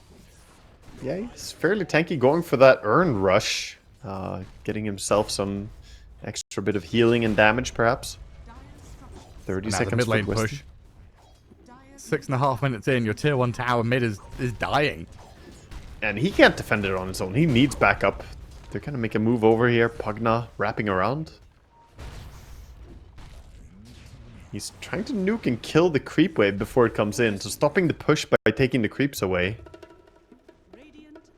Pretty smart move by Whitemon instead of fighting them head on. Camping the Wisdom Rune. Runes. Everyone prepared for it. Monkey King. Maybe now a chance to get a kill. Gets on top of 3-3, knowing it is Wisdom Rune timing. Bound to strike with a Jingu, and there it is, finally. Smiling Knight getting that first kill for himself up on the board. Yeah, that's what we expect him to find with the Orb of Corrosion in hand and having the help of Chen. 33 finally dying. Feels like it was a bit overdue in that lane. And that opens up a little bit for Chen to start making his move towards other lanes, looking again at that mid tower. 33 got TPN. Trying to help out Lorinov. I was just playing into this Stormer who's full HP. Yeah, raindrops, one charges. Kind of difficult to get in on top of him. They'll kill the Chen creep, but look at the Monkey King arriving. Right in on top of Lorinov. They roar the Earthshaker, but Stormer loses the battle on the Illusion Rune. Lorinov grabs it, but the turn is here onto Whitemon now. Damage from Eki, not enough to bring down a Pugnet. And in fact, he's the one who gets slain by the Wild Axes of 3-3. 10 heroes mid. Everybody joining in for this. And only Batrider is going to go down. Neither team wants to lose out on a first engagement like this. Big activation. So in the end, not that much happening. Back to lanes, people resetting. Beastmaster's just farming up jungle a little bit before going back bottom. Oh, he could be in trouble running into this Batrider. Oh yeah, the Flame Break pushes him back into the Centaur with the Stomp there. And the Firefly. The Monkey King. All the damage adds up to kill off 3-3. Yes, Sax is able to claim the life of one of the Chen creeps, and maybe a Blood Grenade opens things up for Storm to zip in onto Sineko. And not even a Boundless Strike saving you from that, but Lorinov's out of mana. Batrider's looking at this thinking, 6-1 charges, raindrops, fairy fire. It's a little bit risky going for this. Lorinov could potentially heal back up and turn and fight Fisher could do it. Eki, oh, he slipped away from this. The Fisher comes in, the raindrops are there. Lorinov survives. Saxa with the Carapace turns it back on them. And it looks like Avulus is going to have to give up on the chase. And that was close. TP bottle refill. I don't know if Storm can stick around though, considering going base. With the Jingu stacks, Monkey's looking for more, going on the Nyx. Can Nyx get out of this? He doesn't have any mana at all, completely blank. Oh, he's out of there. I think he could have killed it, but concerned about diving under tower. Not sure about where people are. And again, the boy is back. we Monkey King? What is this? The crack in the trees. No, we're the mana burning satyr hiding in the bushes, waiting. Oh no. Waiting for Mana a duel burn to POV. start. Peeping Tom. Region Rune spawns bottom. Unfortunate for Storm, not gonna get that one. Would have loved to get his hands on a Region Rune, as mana has been such a scarce commodity. Oh, first blink. Right in there onto Saxa. Maybe even a go onto Whitemon. Penitence and the Flame Break well placed into the Enchant Totem, and a double kill for Stormer. As Lorinov, he's spent the majority of his mana here to zip and kill Eki. But Nightfall, his first arrival really onto the scene, cleaves through Stormer. Big kill there for Tundra. Nice reveal of the Echo Saber, God Strength coming in, dealing tons of damage. Storm's still gonna be happy with the kills he got, but look at Nightfall. Yeah. Not just back to farming, he's actually going in, checking for ancient stacks, checking for anything he can steal. I respect that move a lot, even though it didn't end up leading to doing anything more. It just shows he wants to be contesting his opponents, not just playing the brain-dead carry style. And in that fight, yeah, the Observer showing 11 XP for the Chen to have Hand of God, I think it was. Just barely missing out on it. Nightfall, though, being run at top. He went on that expedition to come in mid to get a kill, went into the Ancients, and then returns top to meet Stormer, Eki, and Smiling Knight playing with Zibe. While in the mid lane, Chen, there's the Hand of God, keeps himself alive. The Black Hole barely misses Lorinov, but it'll drag the Pugner back into the tower range to kill him. Damn, from behind the tree line, just cast that. Gets himself a kill and more earn charge. Now still looking towards that mid tower. We have random Chen creeps. Soon we're going to have Eidolons as well. They want to open up the map. Already having taken the enemy safe lane tower. If they can open mid as well, this puts Tundra in a weird spot.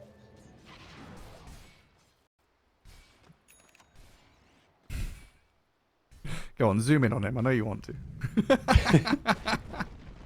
Look at him. Oh, he's done it.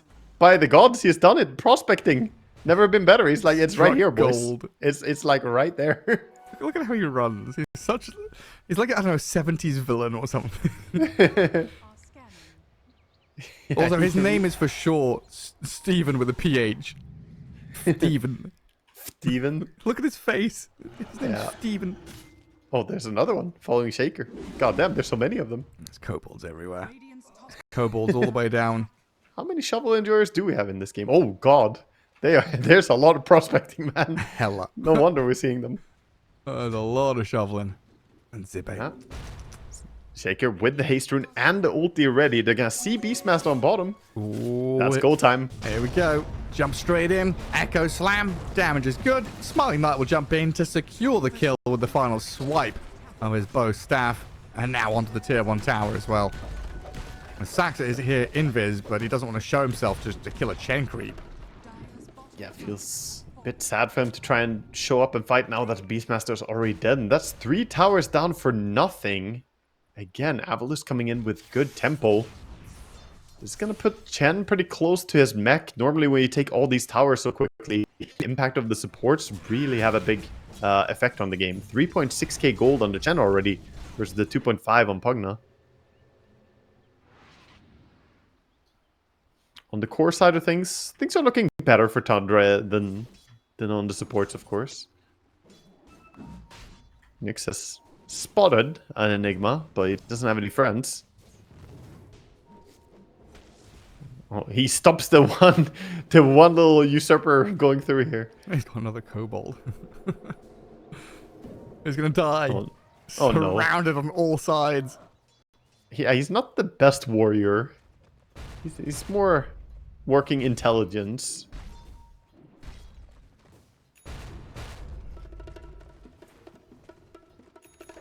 There's Mech on the Chen, Blink on the Bat, Maelstrom on the Monkey King. Really big pivotal item timings all coinciding very nicely here for Avulus at the same time. Yeah, and meanwhile, Tundra are a little bit off the mark with their timings. They're going for that Aghanim Scepter on Beastmaster, but he still needs 800 more gold to go. And ideally, kind of wants BKB as well, due to all the stuns from Shaker. Your Aghanim Scepter on Beastmaster is nice, but when you're stunned or silenced, it does not work. And against all these control spells, he might not get the most impact out of it in fights. Oh, the bat blinks away from the storm as well. Lorinov still on his tail, but lasso Oh, the black hole. There we go, Zippe. Catches 2 of them. They need the final touch onto Lorinov, and they'll have it from the Monkey King. Zippe now can turn onto Saxa to give Smiling Knight a taste of blood, while Stormstorm has jumped into the back. Echo Slam, chain stuns onto Nightfall. Life Drain will buy a bit of time for him, but Whitemon is falling, and Nightfall's going to join him in the grave. 4 dead. And similar to game 1, we've got a player missing. Yeah, Beastmaster is just off to his own, and this is Avulus. This is so reminiscent of game 1. Beautiful connection there by Shaker, coming in from behind, finding the angle on the retreat, cutting them off, and looks like they're actually going to prioritize giving over some of the farm here. It's going to Monkey. I thought the Battery was going to finish up the Ancients, so he just softened him up for Smiling Knight, ramping up his farm. Dear God, this solidifies their lead heavily. Just an amazing fight. It wasn't even a fight. That black hole, no hesitation from Zippe. I don't think he had vision on the Nyx as well. I think he knew he was there, but it's just so quick to catch the storm. Alright, just can I black hole the storm? Can we kill him off? Well, the answer was yes.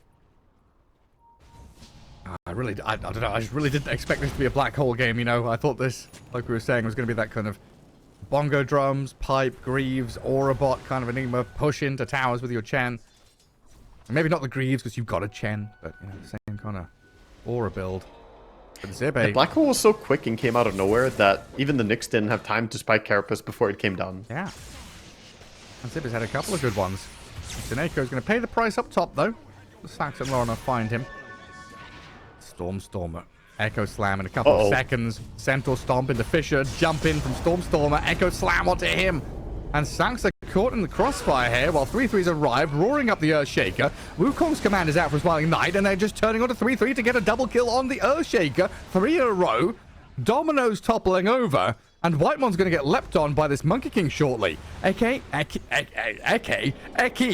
jumping in with his bat and monkey onto the poor little Pugna, and Zibe's even going deeper onto the +1. It's just target after target they're finding here. Yeah, I think they're going to let Nightfall run away there and just keep pushing here, but fantastic fight again for them. Yeah, you get a pick off. Sure, you got this little Chen. What is he worth, though? It doesn't really give you anything. And after you kill him, they set up the strongest combination in Dota. Stun into stun into stun. The only thing stronger is stun into stun into stun into stun. and then continuing. Repeating. Oh no, being chased by a remnant. No! Don't prospect over there. Don't hurt me. Smoke being used. Trying to sneak by here. Scan. Connects. And that's a Storm Spirit if they can find him. The smoke's going to break. Whitemon is going to get stunned. Wow. Gained a crisscross Fisher effect there coming out from Monkey King and Shaker. And at this point, that opens up Roche. Easy for them to just take it. No way to contest. And yeah, you have Aghanims online on Beastmaster, but this time it just doesn't feel like it hit with the same oomph as in the previous games.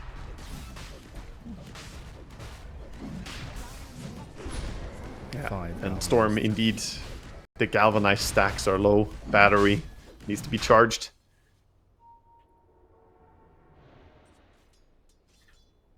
Sucks. They're trying to play behind enemy lines, farm some jungle camps, try and catch up where he can. Pretty dangerous for him to do that. If he ever gets close to a Batrider, he might just get killed off.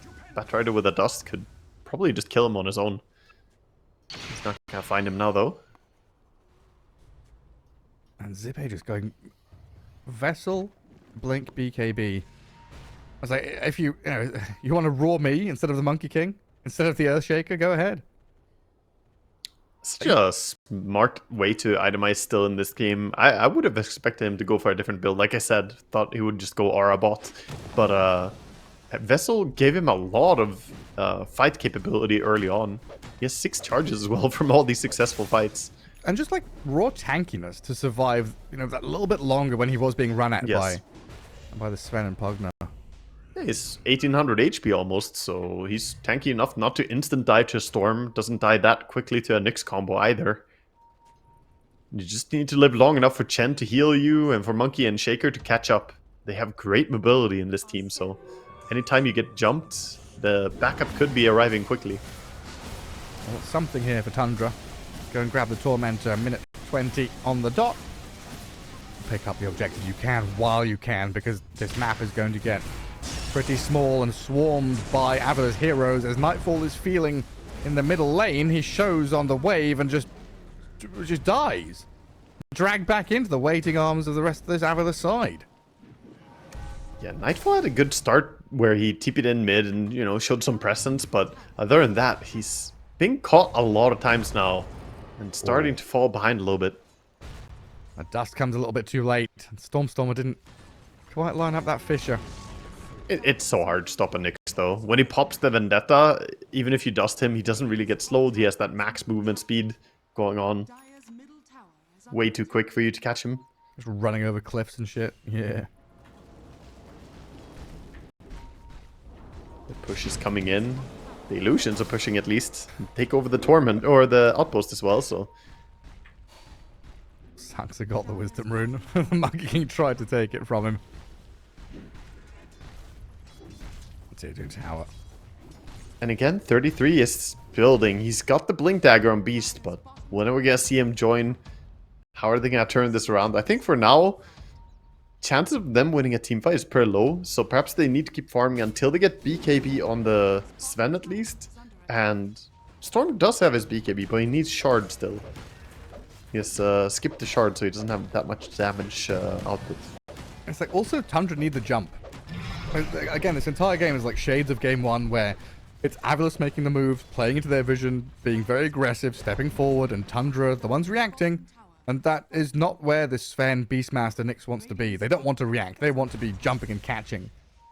And having these blinks and these BKBs is definitely going to help.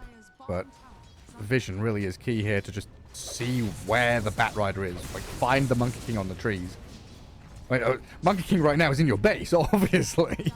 Yeah, using his shard to jump in and look for something aggressively. Has all his friends nearby. Feeling confident. Shaker going for a hunt though. Stormstormer chasing after 33. Right on top of this, Beastmaster. Echo Slam used, stopping the Roar from coming out too fast, and then Eki's here with a lasso. Drag him into that Midnight Pulse and Spirit Vessel charge. Meanwhile, Chen, though, getting picked off by the rest of Tundra as they do get that straggle. Yeah, got a good catch as they TP out, and they get about the same gold for killing off the Chen as they got for killing the 33 Beastmaster, so not too bad in the end for them. Getting at least something. Problem is they're very stuck in the base now. All of them got forced back home on the side of Tundra. Not in a position to contest the farm on the map. Enigma just 400 gold off now, having the full BKB. We do see Tundra smoking up, looking to take a fight. They saw the Batrider running over this Watcher. Really carapace. We'll stop him in his tracks. So at least a couple of good kills there. I'll try and hold Avulus back. But Smiling Knight and Stormstormer, they're over toward the Tormentor. Taking that down in the meantime. Yeah, Aegis is about to be reclaimed by Roche in just 15 seconds here, so not getting too much more done. They did open the map in a great way, but now with Aegis down, I think this could be the go time that Tundra have been waiting for. Question is, do they want to wait for 33's BKB as well? Not having it against all these disables could be a risky fight. Lornoff. On top of the Roar, they found Stormstormer, but the black hole from Zippy is the heal. perfectly placed. Stormstormer's fine. A big turnaround play from Zippy. Oh, shocking. Lornoff, he might be in trouble still. The jump forward, the Primal Spring, the Monkey King, he's on top of the Storm Spirit, and they've got the job done. Dear God. Okay, Stormstormer owes Sibbe some lunch money or something after this. Like, what just went down there? What a beautiful black hole. The shield rune to protect the Shaker as well afterwards. And a massive Echo Slam onto 4 heroes. That's just a game-winning combo right there. That opens up everything. They're just crashing in towards mid now. The poor little Nyx. He just scattered and ran away. Saxa doesn't know what to do on the map right now. This was a big chance for Tundra, right? Talking about how they need to be the ones making the jump. They need to see heroes. They saw the Earthshaker. It looked like they had him. And it's Zip8. Back pocket, Enigma, black hole. Spot on the money. And Shaker being tanky. Talked about it early in the draft. Hero doesn't die that easily. Yeah. Long enough for the Chen heal. Long enough for the Enigma black hole. And the turnaround was massive. By the way, you remember, was it game 1? Earlier on today, you said something about Pugner needing a nullifier against him to try and counteract the hero. Yeah, pretty much. Have you seen the Chen's army? Yeah, that's... I mean, he's living up to the facet, man. Okay, so Neko chose this facet, and by God, he's gonna stay with it. He's got the 2 little Birchie boys. Got the mana burners available Sven too. Warcry, Decrep. Yeah. Not bad, pretty good. I mean, it's fantastic here. Oh, I mean, Saxa and Lauren. Not again. I mean, there's no black hole this time. You know, thank God for Tundra. Turnaround. But I don't know, they can't even kill Eki. They can't even kill the guy they've jumped in to try and find. And now Smiling Knight and Zippe moving in, but that stun turnaround from Saxa and Nightfall opens up. Huge swipe to the sword. Sven now comes in with a roar from 3-3. Oh, Avulus, they stepped back too far. They thought they had them on the run. There we go. Tundra biting back big time. A little bit of overstep from Avulus. Feeling invincible, jumping into the waiting arms of this Sven. Who wants nothing more than to just deliver some right clicks. That was what they needed on Tundra. Finally swinging back the favor a little bit. And could they open a tier 2 tower, take over the outpost, finally get themselves control on the map for a bit? Just for a little bit. 30 seconds until Monkey King respawns. Yeah, black hole up in 10 seconds as well. When the Enigma is up, he has it. Yeah, it's such an important window for Tundra to utilize there. And this 5k lead has also kind of plateaued the, I don't know, past 10 minutes, it's felt like. Avulus haven't really been able to build a massive lead. Well, the lead was building a bit, but then they overcommitted, jumping up on the high ground there into Fog of War and found the worst thing possible. Triple Bounty Rune is going to do a number as well to even out the gold. Actually, make that 4 Bounty Runes in a row. That's a lot of gold. Delicious. Fixing some of the net worth here. We actually have Sven, #1 in net worth, and the support's recovering quite a bit from the tower golds, the kills. Yeah, that net worth lead has just gone. Yeah, what was it? It out. was like 8 or 9k? The biggest peak there? Yeah, it looks like about 9,000. And straight down to 1-0, basically. Yeah, game is now dead even. It's all about execution, all about who jumps who, and how you react to it. There is the full triple BKB now up on the side of the course on Tundra. So they're going to enjoy some safety in that. Of course, the same can be said for Avulus. They also have the triple BKB and make that quadruple soon, as the Batrider has only 400 gold to go for his BKB. Going to become a 4th core. Regen rune, triple mango, Storm Spirit going around with as much mana as he possibly can. Yeah, the Pugna. And a Pugna. Just bring the portable gas station. Saxa still lurking around, seeing what he can find. As Roshan is about a minute away from spawning. Avulus trying to set up in this top left corner for it. It's going to get pretty close though. Probably going to swing to the Radiant side before they can kill it. Yeah, it's... yeah, the respawn is pretty late. If they're instantly there, they could kill it. But for now, looking like they want to push instead. Yeah, we'll see what they do. The last outer tower still up here as a tier 2 stands in their way. Yeah, back to camping. They don't feel like they should underestimate the lineup of Tundra. And Tundra actually are the ones to smoke up. Looking for a jump. Batrider could be the target. Smoke breaks. Storm zips in. Oh, Earthshaker jumps across the tree line. As Nightfall comes out and hits a couple of Eidolons. Storm is regening. Still has mana for this fight. Observable killed off as well, so vision lacking for both teams now. Previously, Avulus had that slight advantage.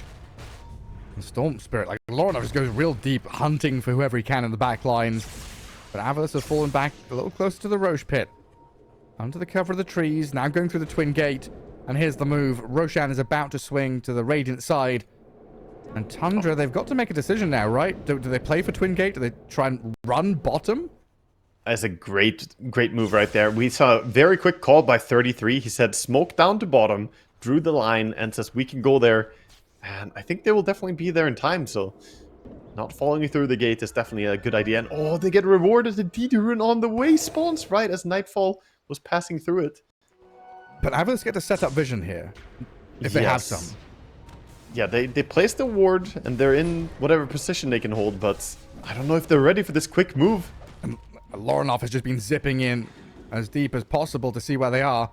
And Nightfall, he's going to be the one to try and break vision, break the smoke, and there's a Storm Zip. Lorinov, BKB's up. They turn on the Chen. Nightfall opens up. Wukong's command in the hand of God. The Black Hole comes in. The Storm is in trouble. Down goes Lorinov with no buyback. Whitemon dies as well. The Gleipnir comes out and clears him up. Has 3-3 BKBs and tries to roll back onto this Earthshaker. Nightfall. The damage takes him down. Streak reclaimed. And Tundra with a couple of buybacks might just be able to control the Roche pit now. Yeah, buybacks coming out. Shaker being dead. This is just their Roche.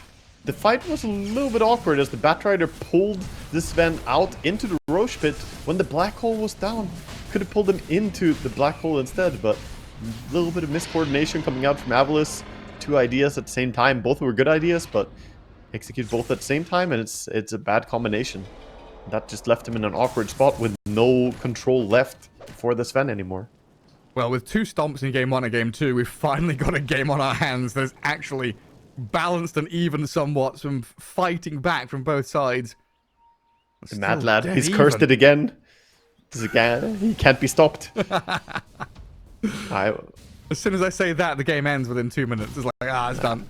Half expecting to see the good old like game-ending glitch, you know, where you see, oh no, the zips! They brought the monkey down from the tree! What, they found monkey! it?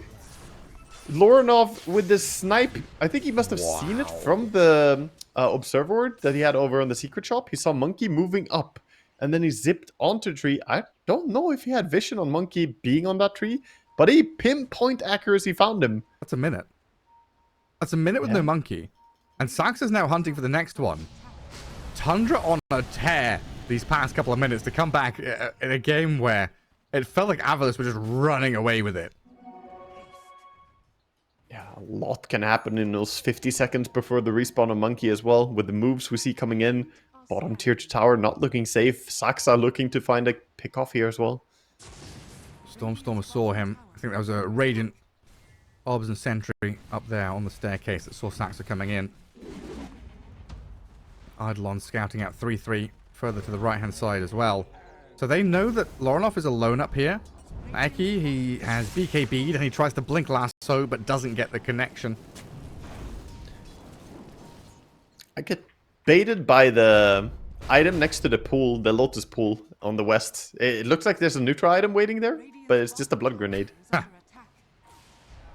It's the blood grenade that Saxa dropped on the ground when he had to TP back home. They need a model for that, don't they? It can't look like a neutral item. Just, yeah. Make a little blood grenade. Small. Like the Salve, you know, has a nice, pretty little model. Yeah, we've got a load of them, right? We've got Salve, Tango, Clarity. They all used to be that little red and black treasure box. It's a shame they didn't make an item for the Shadow Amulet, you know, for Chappie. Do it for him. Rest in peace. Where is that guy now? That's what we all asked ourselves, man. Well, he can't do it anymore, can he? They nerfed his item. He did. Oh. Zip zap. Ooh. Almost solo killing. The heal. Nightfall's onto Zibe. Enigma just dies to this God Strength Sven. Okay. Tundra coming for ya. And Enigma didn't just die. He BKB'd and then died. He thought he could get the BKB ulti out, but not quick enough. And now even when he respawns, he doesn't have that safety of the BKB. So this is definitely an opening for Tundra to make something happen. Tier 2 already down. Looking for Tormentor next. Or just straight high ground with God Strength ticking down. Saxa. He's found the opening on the Bat Rider now. It's just pick off into pick off. They've still got this Aegis on Storm. Saxa, he's a little worse for wear here and does get punched and pummeled away, but they've lost their Monkey King. Enigma's up in 10 seconds, but Nightfall, he's got a BKB going. The Blink Echo Slam's there to kill Whitemon. 3-3 is fine, though. Now Stormstorm has spent his load trying to jump back in toward the Sven. Storm Spirit still has Aegis, and these fights are just so chaotic. Everyone's going wherever they can, whoever they see, just making these raw jumps and just... They want to turn this, they have roar. They can. Stormstormer needs the hand of God to help. The black hole is there. Oh, he didn't get it. Caught up inside. A huge ultimate from Zippe. Can they find the kills? A few more touches here to take down Nightfall and Lorinov. Sven is done for. And Stormspray is going to respawn in an awkward position, trying to finish off Stormstormer's Earthshaker, but now he's been lassoed up, dragged around and chain stunned. A final bit of damage, a flurry of abilities, and Avulus are right back in the game. Oh dear God, that was the most valuable Enigma I've ever seen, getting the pull from the Aghanim Scepter. Pulled in the Beastmaster. He blinked in to try and cancel the black hole from Enigma, but he got himself too close to the event horizon, Gareth. I can't believe I've gone from saying Enigma shouldn't even level Black Hole this game, like, you know, joking about how useless or difficult it's going to be against Nyx and Sven and Beastmaster and Storm, and Zippe has had the time of his life. A 3-core black hole, just the perfect setup right there for his team. Zippe is just making it look fantastic. Why would you ever pick Tide, man? You could be this. Look at this hero. I mean, you've got now a minute with no Storm, 40 seconds no Sven. Could they go tier 4s here? Do they not? Top is falling soon. They definitely want more, but I think top tower, tier 2, and just play for Megas. I don't think they want to play too close to the enemy fountain. Okay. Don't want to risk making a throw. Maybe just take the tier 2 tower and try and equalize the game. Play towards your cooldowns, get the black hole. They don't want to risk taking a fight without black hole at this point.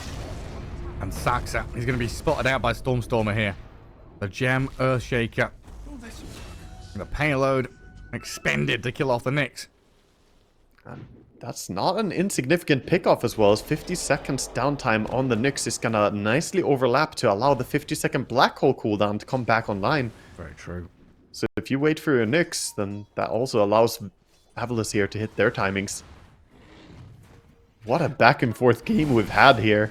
I mean, this entire series has been a real test of my understanding of Dota 2. I have no idea what's going on. The players too. We see another shard being taken. It's going to be Whitemon getting the shard this time from the Tormentor. Tundra. Just getting what they can while behind right now. And looks like Avulus are just happy to go for Tormentor as well.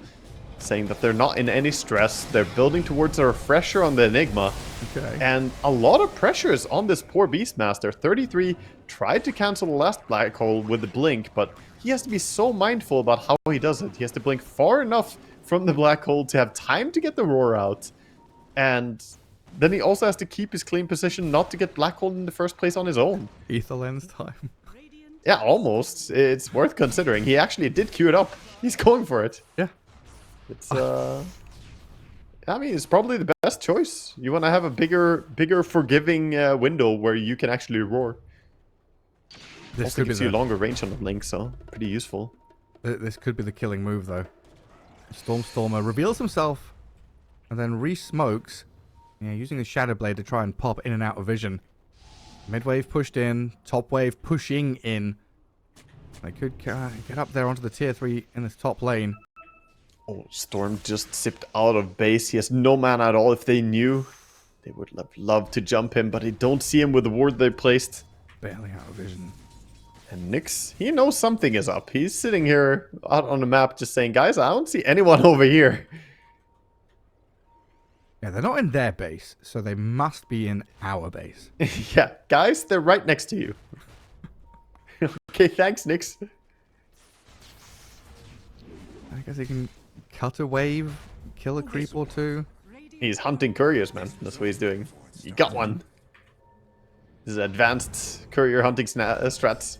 Oh, he's being hunted now. Now you're the courier. Storm has the gem, right? He just guessed the wrong way. Yeah. Storm has the gem. He still has to chase blindly after this guy who has free pathing. It's not easy to catch a Nyx. But Nyx successful assassination and gets out. Alright, what is it? It's nighttime. 30 seconds till day. Roshan just respawned. So bottom right corner again? Yeah, it should be. Only a 3k gold lead, by the way, so it could still swing back the other way. We have Daedalus Sven, tons of damage on him, almost level 25.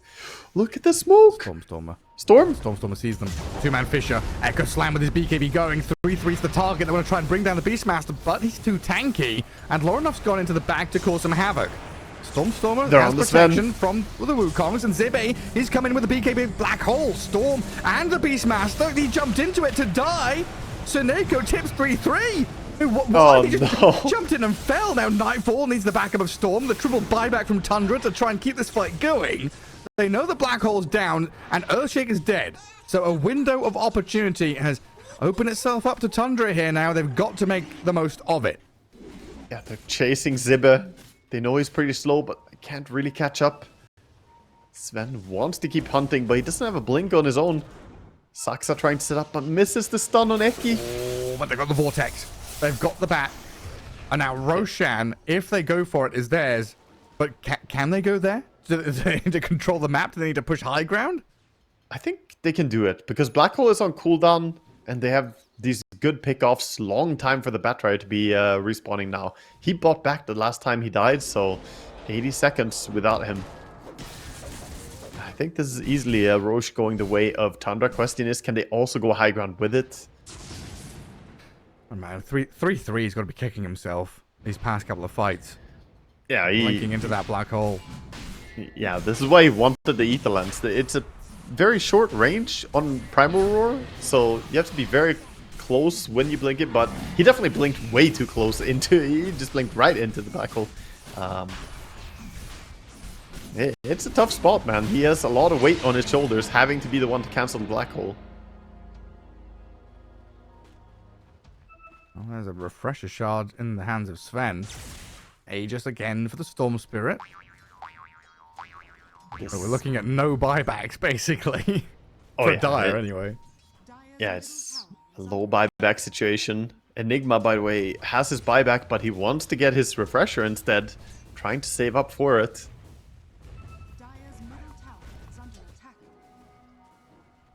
And nobody clearing out mid. Good indication there for Avulus that Tundra are still out on the map somewhere. Yeah, they are very understandably trying to play in their own base for now, a little bit on Avulus, play it safe. But this ninja gear on Shaker, very useful for getting out on the map. Ninja gear and Shadow Blade, a great combination. He can always sneak around. And he went with the Echo Slam cooldown talent. I don't think I've seen that one taken before. It's almost always the Enchant Totem cooldown. But he has a 55-second cooldown Echo Slam. That sounds so odd without Octarine even. That's such a low cooldown. He's been having some really nice echoes as well. Like the two-man Fisherman to just walk in the echo the storm. I mean, with Octarine, you could almost get 2 Echo Slams off in a long fight. It could happen. Oh, definitely could. This move coming in is big. The smoke coming around, following Saxa. Enigma has 2 black holes, and Stormstorm is going to open things up onto Saxa with the Blink Echo. And Tundra running for the hills now. Zipping for the hills, in fact, as Nightfall is going to war cry and try and run away. You know what? I respect it. You got the minus 50% cooldown on Echo Slam, so insta Echo on a single Nyx, just so he can't use any reaction. No Spike Carapace, no nothing. Yeah, why not? It's almost off cooldown already. It's 23 seconds and he has it again. That's crazy. I've never seen this. Oh, and have a Lincoln's on Monkey. Well, 3-3 if you wanted to rule the Monkey King, that's not happening. A Monkey might even put it on the Enigma. Eki.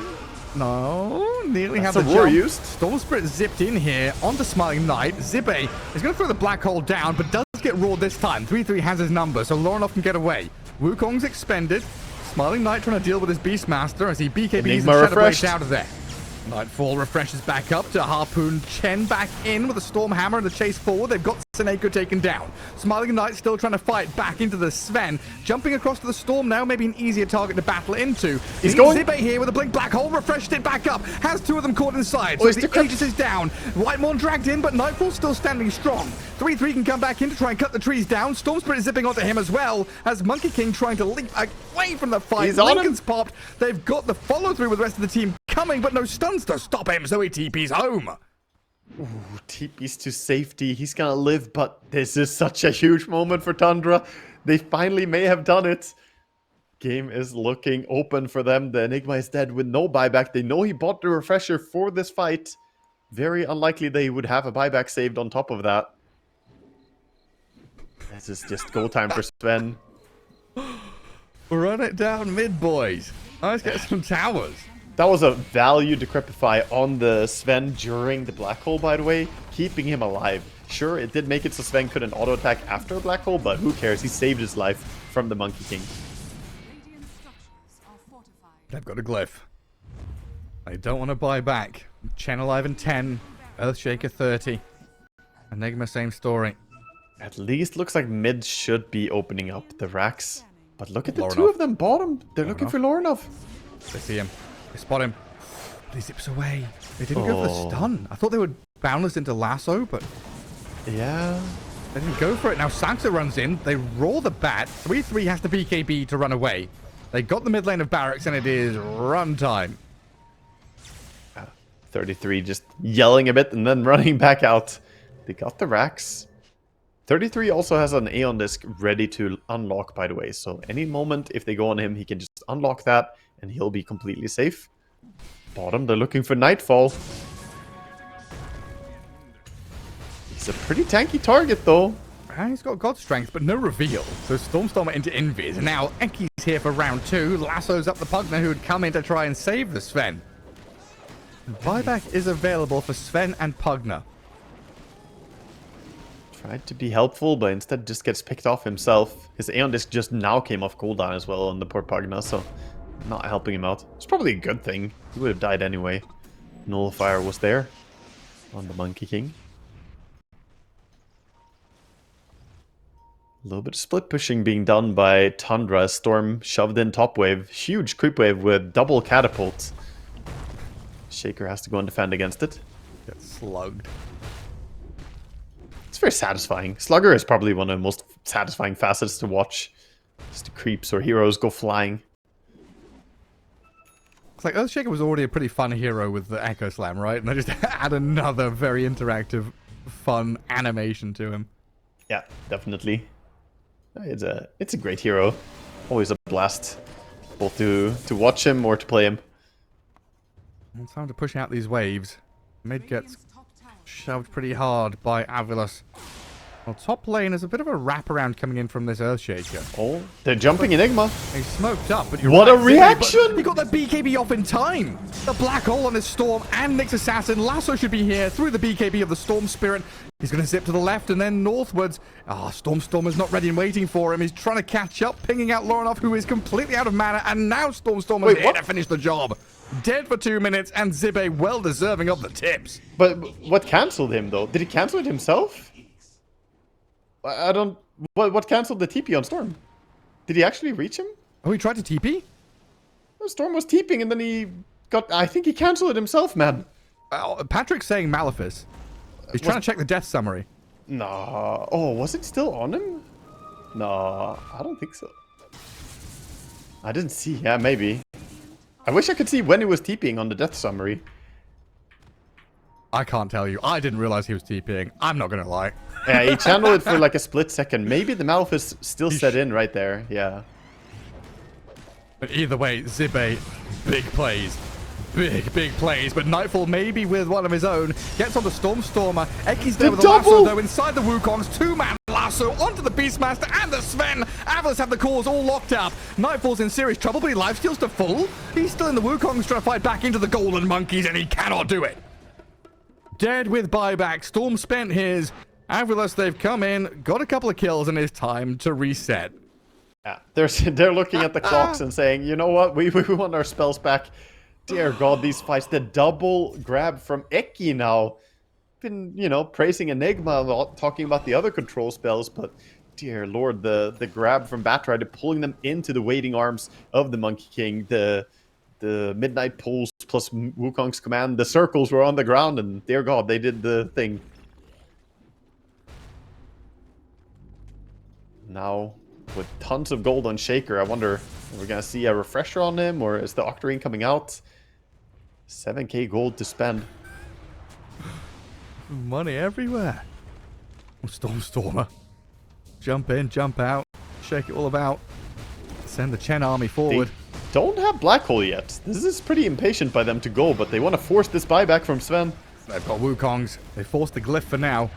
Refresher on the Monkey King is also ready. And how long for Black Hole? It's 15 seconds now. 10, yeah, ticking. 30 for Refresher. Monkey King's BKB'd up. Stunned for now, but the Hand of God is there. Healing up Eki as he got jumped by Lorinov. Zibe saved by the Fisher. Harpoon, Nightfall, can't get on top of him, and he's Black Hole. The Sven's in trouble. He's been chain disabled. Damage is coming, but the Life Drain trying to top him back up, and Nightfall can turn the fight. Life stealing back up to full again. Enigma and Chen both dead with the Bat Rider, the third to die. Monkey King on the treetops, jumping away. But it's Nightfall with a double kill. Tundra holding their base, staying in the game, and potentially looking at this next Roshan. Just like Roshan number 50,000. What a wild game, back and forth. Double buyback though. Nightfall and 33 both spent their buybacks. And buybacks are available on the side of Radiant, so still a devastating blow to force those. But Tundra, they get the most out of it. Get some good picks, good kills, takedown. This is such a struggle all the way. Roche is waiting, of course, with another Refresher Shard and Cheese ready for the squad of Tundra. I guess Enigma didn't get to use Refresher Orb in that fight. I don't know if it was still on cooldown for a couple of seconds. Yeah, he had Black Hole, so he used the regular Black Hole, but he didn't have Refresher ready. Everything just happened so quickly. Multiple targets being gone on, multiple fronts of battling happening. Yeah, tons of little skirmishes. Instead of one big team fight, it was just a lot of mini fights instead. Take down Roche, of course. Roar gives it away, but I don't think there's any intentions of contesting it. They're just happy to get their respawns without using a buyback on the side of Radiant here.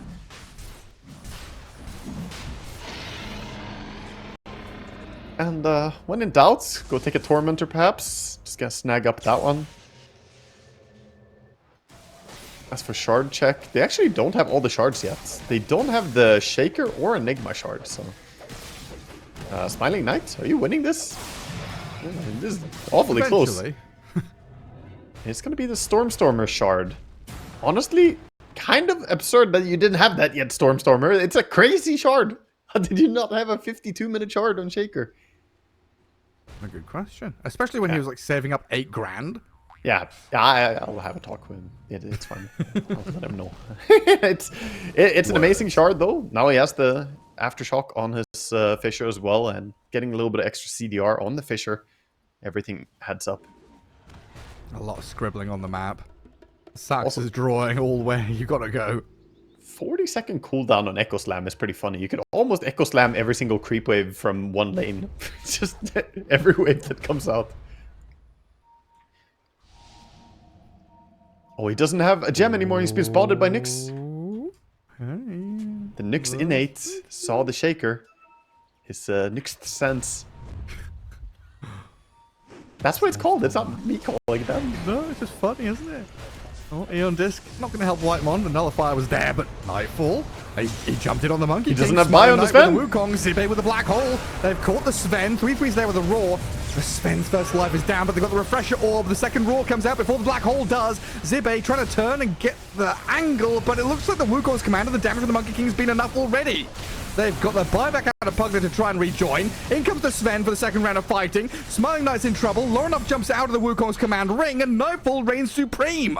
Ooh. The Sven's done it all. No Enigma, no Monkey King. Yes, you got buybacks, but Tundra, a triple kill for Nightfall, just cleaves into this Radiant side. They clean it up. Beautiful reaction there. There was way too much happening in that fight to break down everything. Just crazy reaction. Good targeted priority from Tundra as they realized that, okay, Sven's being gone on.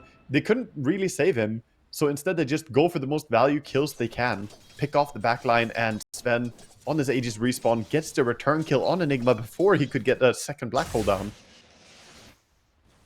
Well, actually, no, he used the second. Oh, yeah, you used it. Yeah, I didn't see it. I was going to ask you, what was the second Black Hole used on? He may have got the mini Black Hole out right before he died when he harpooned him. Yeah. Oh, this is so painful. Did you have the Echo Slam? Nightfall backs up. Buybacks galore from Avulus, and they've got a grab on the Pugner. So this is a dieback on Whitemon. 50 seconds, no Beastmaster. 2 minutes, no Pugner. And and a dash. Or what's that one called? Backward slash? Or... Yeah, I never know if that's a backslash or I think that's a backslash. That's the backslash. That's the backslash, sure. And the other one's the forward slash. Front slash, up slash, down slash, AB +1. It's Tekken moves is what we name them after. So they know for sure that there's no beast for 25, which is very limited, but the 100 seconds of Pugna being dead, that means they could definitely make a big power play here. They have to end the game. This is like Black Hole cooldown. We need a timer in the corner of the screen. It's just showing Zibe's cooldowns. Yeah, he's ready in 12 seconds with the first one, 24 seconds he has the second one. At the same time with other refreshers as well, yeah. The double BKB on the Monkey, same with Sven sitting on a minute cooldown right now. And of course Beastmaster has his double Aeon Disc, double ulti, double BKB on a 30-second cooldown. Here comes the push. Up at top. The Wukong extra ring, of course, has been here a while, but it nicely zones out Tundra from the Monkey King. Storm Spirit. Lorenup will zip in, zip out. He scared him a bit. The BKB was used, and I think that's enough to deter the push. Oh, that was such a cheap hold for them if they can hold it like that. They did glyph though, right? They did. But how do you go in without BKB ready on Monkey immediately? Yeah, they can't. You simply cannot do it. That Rack's held. Pugna can respawn. This is slowly putting Tundra in the better position due to the buyback situation, with the 4 buybacks spent recently on the side of Radiant, and buybacks coming off cooldown soon for the side of Dire. Only 1 minute 20 for Sven to get his buyback, and same for Beastmaster. And then that puts Zibe in an awkward spot where even his double BKB Black Hole doesn't just win them the game. Yeah. Yeah, they could just throw their lives away once and then make the play of just TPing back in. Oh, this is getting to dangerous territory. So we're also 3 minutes away from the tier 5 items coming out. Oh, it's like crazy. We haven't had a chance to really talk about neutral items even. The plays have been so crazy. But all of Radiant basically have gone for the Ascetic Cap and Ninja Gear. So they have 3 Ascetic Caps and 2 Ninja Gears, which is pretty S tier. We've gone from 2 games that were like over in 10 minutes, you know, to a 60-minute back and forth kind of slogfest, but exceptional outplays and maneuvers from both teams. Smoking in here again. They're playing before the buybacks are available. Maybe just to try and find anyone who comes out. There's the vision. They see the Whitemon Pugna and the Storm zipping in. And Zippe, early BKB to protect himself. Lorinov inside the Wukong is rooted, stunned, caught out by the Blink Echo Slam, dead with buyback. Let's see if Tundra want to continue this, because they've spent the God Strength and the BKB on Sven. I think he's still got Refresher though. And 3-3's walked in here. He get lassoed up, but he's got the Eon Disc, Refresher BKB, but the Black Hole on the high ground, grabbing the Sven and the Beastmaster, dragging them in and killing them off. No Beastmaster for 100. Sven has to buy back, but Lorinov cannot stand and fight this one. Beast has buyback now again. But great fight so far for Avulus. Absolutely what they wanted. That started out so great for Tundra. The Storm juked everything, it felt like. He juked the Enigma into using his BKB, jumped over, dodged a Monkey King stun somehow, but then he got caught by the instant stun from the Shaker ulti, setting up the catch finally on him. And then he wanted to not buy back on the Storm. You could see it. Lorinov, he was really holding it, not pulling the trigger immediately on the buyback. But the moment Beastmaster got caught, Storm joined in again. But yeah, that cost him 2 buybacks. We re-enter the cycle. Yeah. It's that time of the game. I mean, We've got buyback capabilities. No, but this is the play. They're buying back. 33 has made a call, I think. They're saying that, you know what, go end right now. There's no black hole. Never mind neutral items, never mind Roche. Everything else doesn't matter. The Enigma used 2 black holes in that fight. And they know the buybacks are on cooldown for like everyone except Chen. Yeah, this is an enormous moment for Tundra if they make this move, and they're already on the way. They're running down top.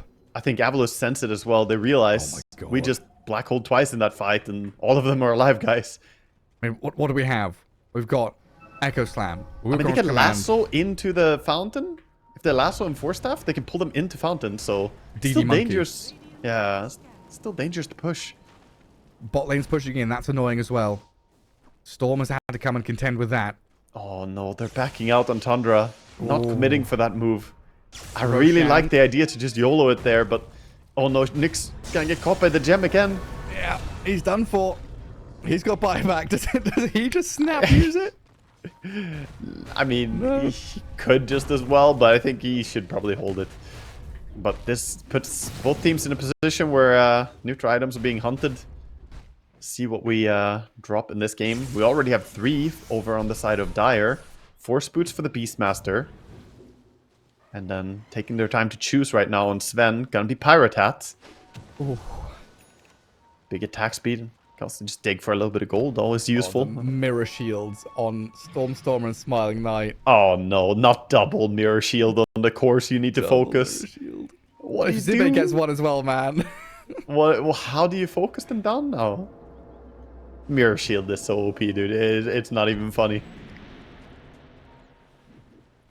It's very rare for pro games to go the distance all the way to minute 60 like this, but once you enter this territory, it's really just a game about initiation, who gets who. Zibe has been delivering so well in this game. I gotta say, I did not expect to see an Enigma performing, you know, never mind stats or whatever. His black hole delivering in this game has been amazing.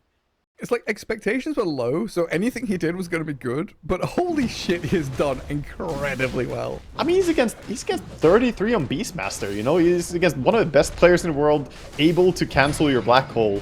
And he didn't go for a Lincoln's. He just said, nah. Yeah. Nah, my Aghanims will solve it. We're good. And he's it against works. a Nyx early game, he's against Storm mid game, and a Beastmaster late game. And he's managed to get, what, 5, 6 huge black holes. Roche taken down for Radiant, so this is going to be Refresher over on the side of the Chen. So Chen has the double Hand of God, and mind you, Chen has Hand of God apply Strong Dispel, so the Roar is no longer a guaranteed initiation for you. Bat Rider's got a Stygian Desolator. Yes. I mean... Oh, and Zibek did get he got triple mirror shield, my man. Oh no, dude. The triple mirror shield, the dream. It's unlosable, right? There's no triple mirror shield and Hand of God and Strong Dispel. I don't think they're gonna be stunned in the next fight. They're just gonna do whatever they want. Magic lamp for Chen. Goodness gracious me. Nah, this is looking tough for Tundra now. RNG'd by neutral items. I mean, definitely. It's part of the game. You get to late game, you leave it in the hands of RNG. Saxa. Ooh. He blinks away. Okay. Shaker and Monkey can't Comes up quite to find him. safety. And round 4 on this top lane. He roars the himself. Roar just gets mirror shielded straight back onto Beastmaster. They're holding back a little bit here though, as Lorinov zips back in again. Nyx Assassin very deep. He's gonna get pummeled into the ground, and Saxa dead, but he's got buyback. I mean, 3 mirror shields, dude. How do you go on anyone? I just see another roar coming out in about 5 seconds. He's gonna roar himself. Yeah, I mean, inevitable lane of barracks falling and Mega Creep's coming. Nyx has to buy back. The push is coming. Monkey is looking for an angle to drop down the Wukongs and just hit the buildings. They're trying to cut that wave. They're trying to find the catch on Nyx, A who just lasso on the fought back. Nyx. Saxa gonna get found here. A Stormstorm and Blink Echoes 2 in the back. White Modern Nightfall held away as Zibe goes for the black hole and just 3-3 for now. Let's see if we can get another one as well, as they've caught up the lasso on the Beastmaster and the Storm Spirit. They're all flying around. Then the Zibe black hole. 3 or 4 caught inside. The Roar returned back onto the Beastmaster, and GG called. Freaking hell. 64 minutes of absolute madness. Oh my god. This They're is fighting until the bitter end, but this they is go cinema. down. Yeah.